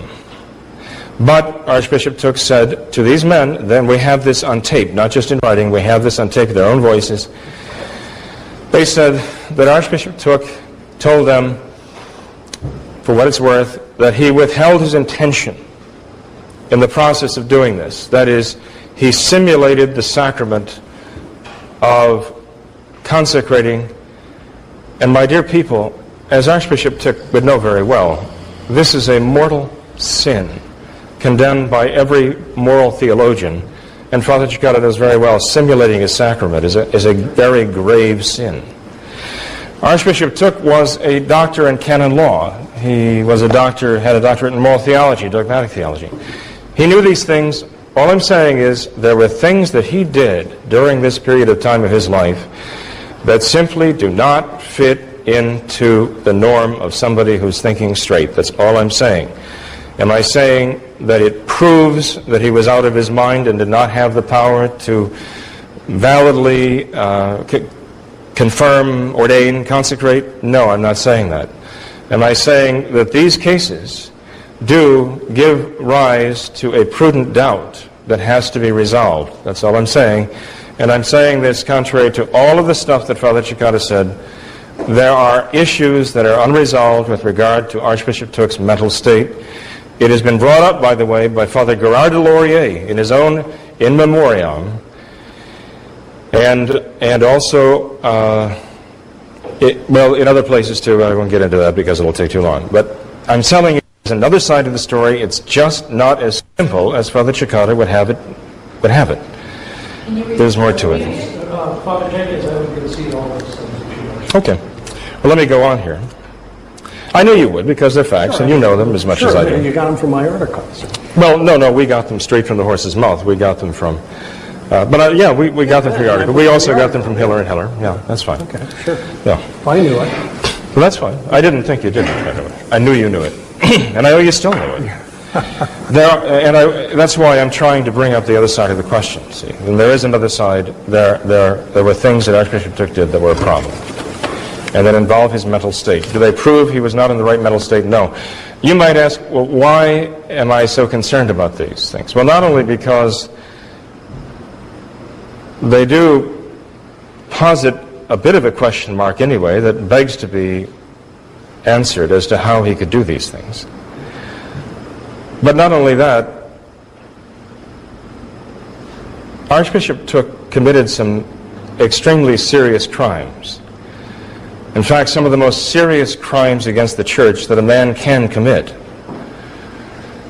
I gave you a few examples of the type of excommunications that are reserved for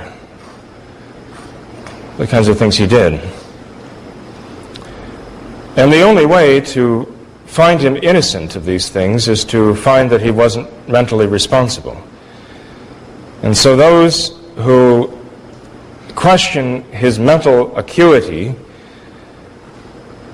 are actually also in the very process trying to find a way to absolve him of guilt.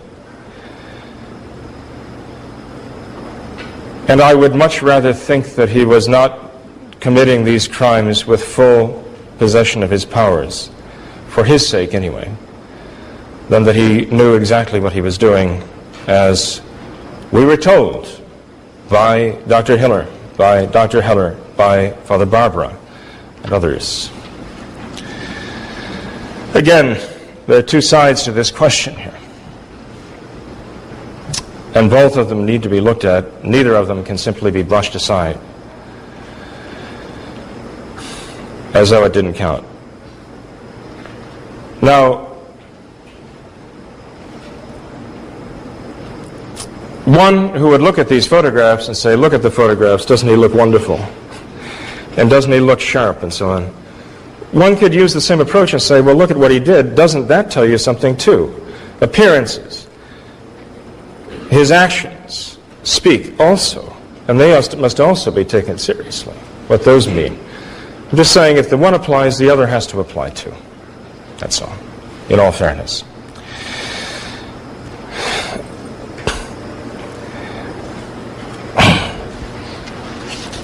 Just want to respond to the essential things that Father has said.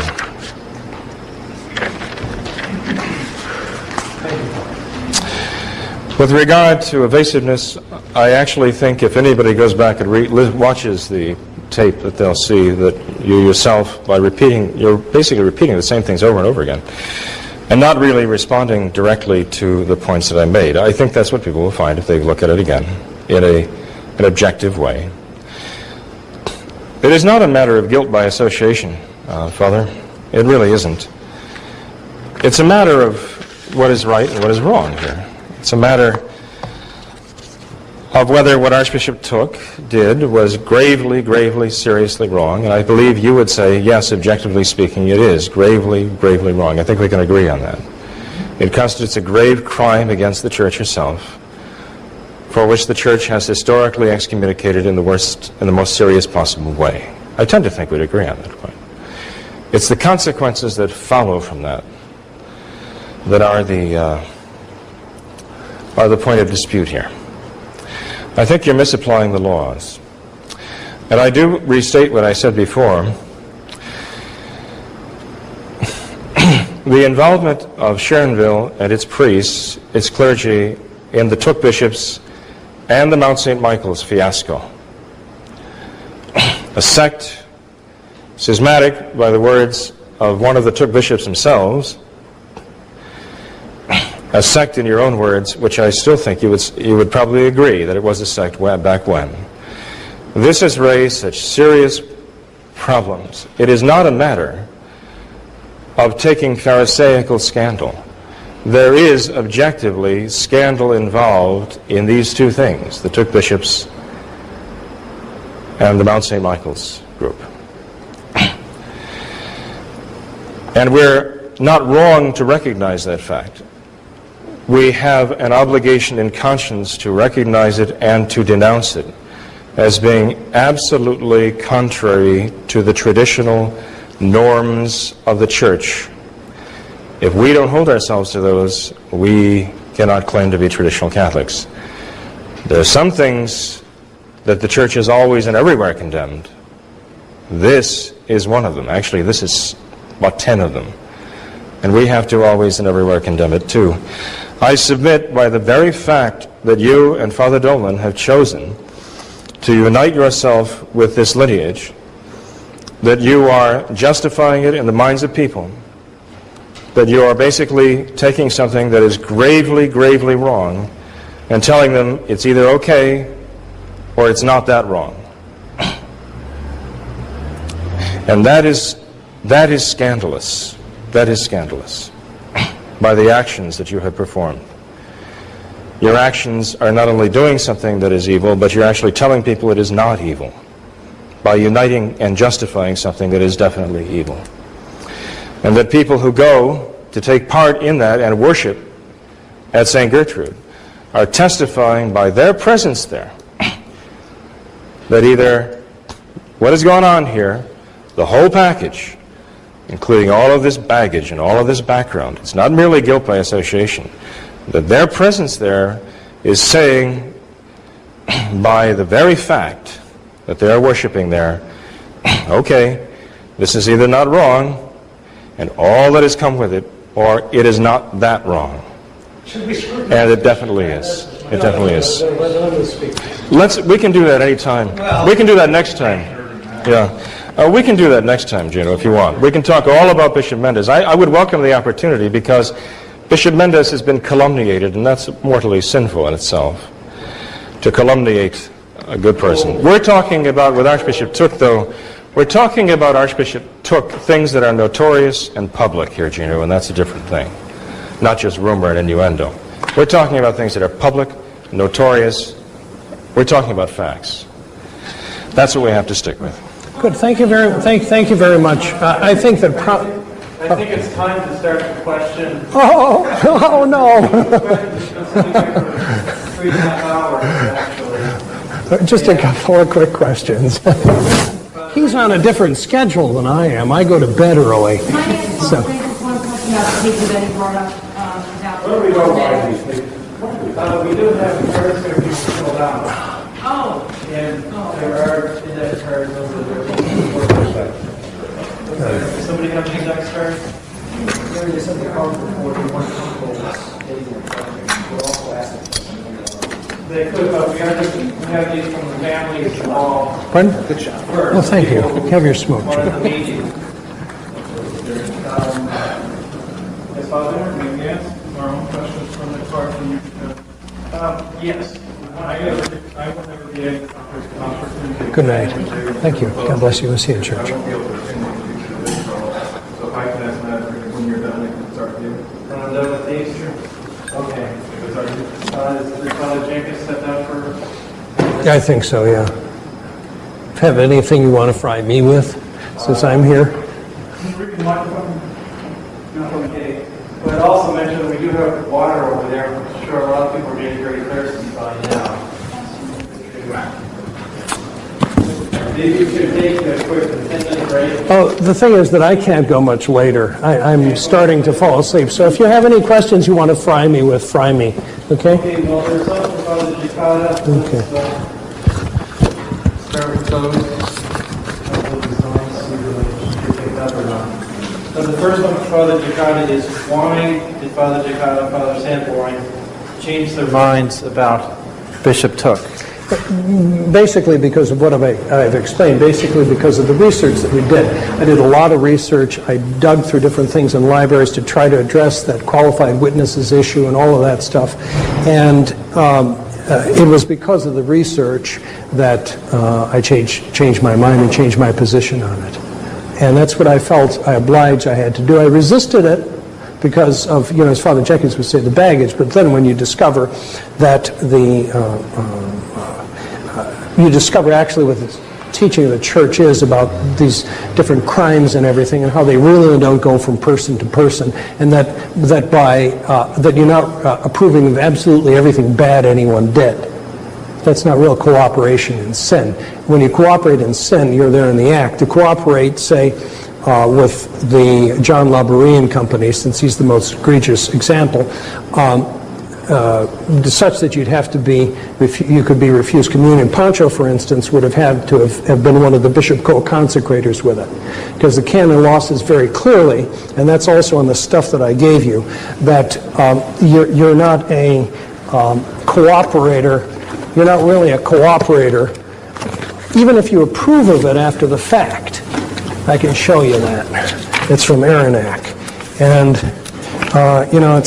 it's not a.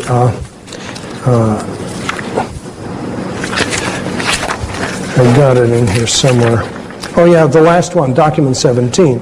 Approving a criminal action, sharing in the spoils, concealing the offender, and all such actions performed after the crime is already consummated may constitute new delinquencies in themselves if there are penalties enacted against them by law, but they do not constitute cooperation in the crime, nor render one responsible for it unless the support or encouragement had been promised beforehand, and in that sense preceded the evil deed. So that's how cooperation works.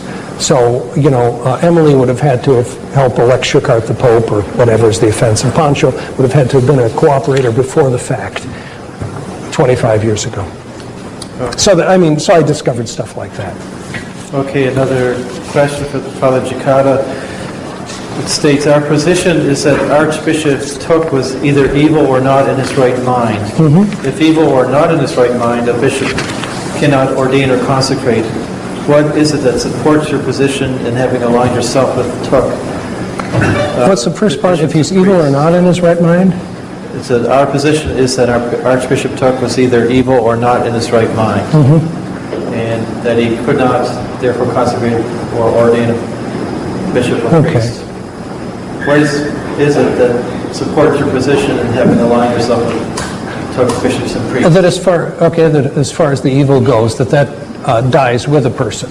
And as we've said, it doesn't mean you're cooperating, and that's very clear in canon law. That's the first point as far as evil goes, and that doesn't affect your the validity of a sacrament. Secondly, as far as not in your right mind, I've given you quotes from as far as what the minimum intention is that's required, and it's very, very little.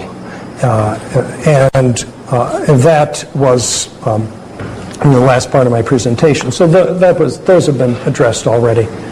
Okay, any more to fry me on? There's the second part. Okay. Is which ordinations and or consecrations do you accept by Archbishop Thuc? Do you accept them all, most of them? Well, by accept, the only ones that I would have anything to do with would be the ones who descended from either Carmona or Gerard de Laurier. Because they actually were worthy candidates. Carmona, initially, on the basis of some documents, he had a bad impression of him, but then you read about him, and this man was really persecuted for the faith. And as far as like Musey, we mentioned nutty old George Musey, right? And who I met when he was acting as a layman and running a restaurant. And a priest who had been away from the priesthood for many years. The story behind that is you got to understand the situation in some places in Mexico. The Mexican priest said that what happened is shortly before Carmona consecrated Musey, he had been kidnapped by banditos up in the mountains, hired by the Novus Ordo, him and a nun, and they'd been held for 2 or 3 days. and he was afraid they were going to kill him. So he was looking for someone to consecrate for the sake of his seminarians. Sure, he maybe shouldn't have done music, but, you have to cut him a little slack sometimes. You find out these things when you actually meet some of the people. Okay? It just amazes me, though. When you talk about these things, you say, well, maybe you shouldn't have consecrated music, but what are you going to do? I don't understand the mentality. We're talking about very, very grave, very serious matters here. He might as well have consecrated one of the banditos. I wasn't there. No, I know, but just the way you say this is it's like somebody going on a Twinkie binge. Father Cekada, I just don't see the analogies here, honestly, and I don't see how you can, at times, just so cavalierly dismiss something as though, it's nothing. It's serious business here. Sure, it's serious, it's wrong, but it doesn't impede their right to receive Holy Communion under the law, and that's my point. Well, see, this is the thing that concerns me so much, is I see this cavalier attitude about so many things, and it is very, very worrisome to me. I actually fear, and I want to get to the questions, but I fear for what I perceive to be a cavalier attitude about and taking something in your hands so sacred. Father Dolan and you have an enormous responsibility, just as you would say I do. You're pointing the finger and saying, you're wrong, and denying Holy Communion. But you see, that is basically denying the fact that you've taken upon yourself a responsibility to ally with this renegade outfit. You haven't identified the evil acts or the crimes that they've committed. You would only associate, even yourself, you'd only associate with 2 of the Thuc bishops of all of the hundreds that exist. 2 don't I have the right to that do you that? would find to be a worthy, and you said you would associate with those 2 because you find them, you personally find them to be worthy candidates? The ones who are descended from them.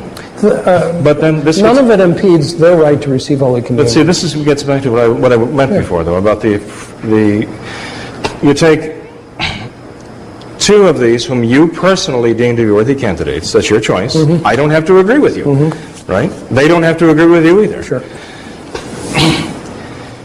And you dismiss hundreds of others of these Thuc bishops as far as you know, unworthy candidates, but they don't count. But they simply don't count. But what about the case of a person who would say, well, Bishop Henneberry down in Florida, I think he was a worthy candidate, so I'm going to go to him. You'd say? No. No, you wouldn't do it. No. Would you deny him communion? No. You wouldn't deny him? I wouldn't deny him. If he went to Bishop because Henneberry? the thing is that this has to be interpreted strictly, Father. In other words, I have to find that in the law before I can deny him communion. If somebody came up to communion wearing a baseball cap, would you insist that he take it off? Yes, I would. And if he didn't? And if he didn't, I would refuse it because he's a public sinner. For wearing I'm permitted. He's showing disrespect to the Blessed Sacrament. That's the point. You say that all of these issues, Father. You say that I'm not addressing this. Really? Well, I withdraw the question, and I apologize for getting us off on that. Wearing a baseball cap in church does not make you a public sinner. You look at the things that make somebody a public sinner. That's not one of them. But let's go with them. Okay. I really should not have interjected. I apologize for that. Yes, we do need to get The back. next question for Father Jenkins is, Father, do you believe the sacraments are valid at St. Gertrude's Great Church? Well, that's a kind of broad question because it depends on who's conferring them. What about Bishop Dolan when he's saying Mass? Is that valid? Yep. Could be. Could be. Yeah, there's another side to that question that we shouldn't even get into here because we'll be here until... Oh, you bet we'll be. No, I can handle that too. Well, I know you can. That's what I'm afraid of. Because we don't want to be... Well, I'll tell you what, let's right now agree to talk about that.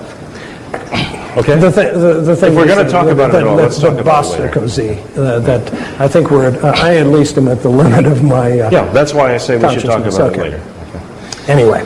And so I don't even want to get into that.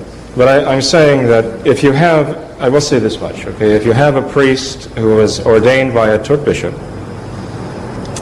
or a bishop who himself was consecrated by a Thuc bishop, I would say that the validity of these consecrations would be in doubt.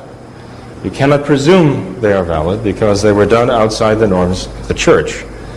That's when you have to demonstrate that they are valid, to be certain of it. And,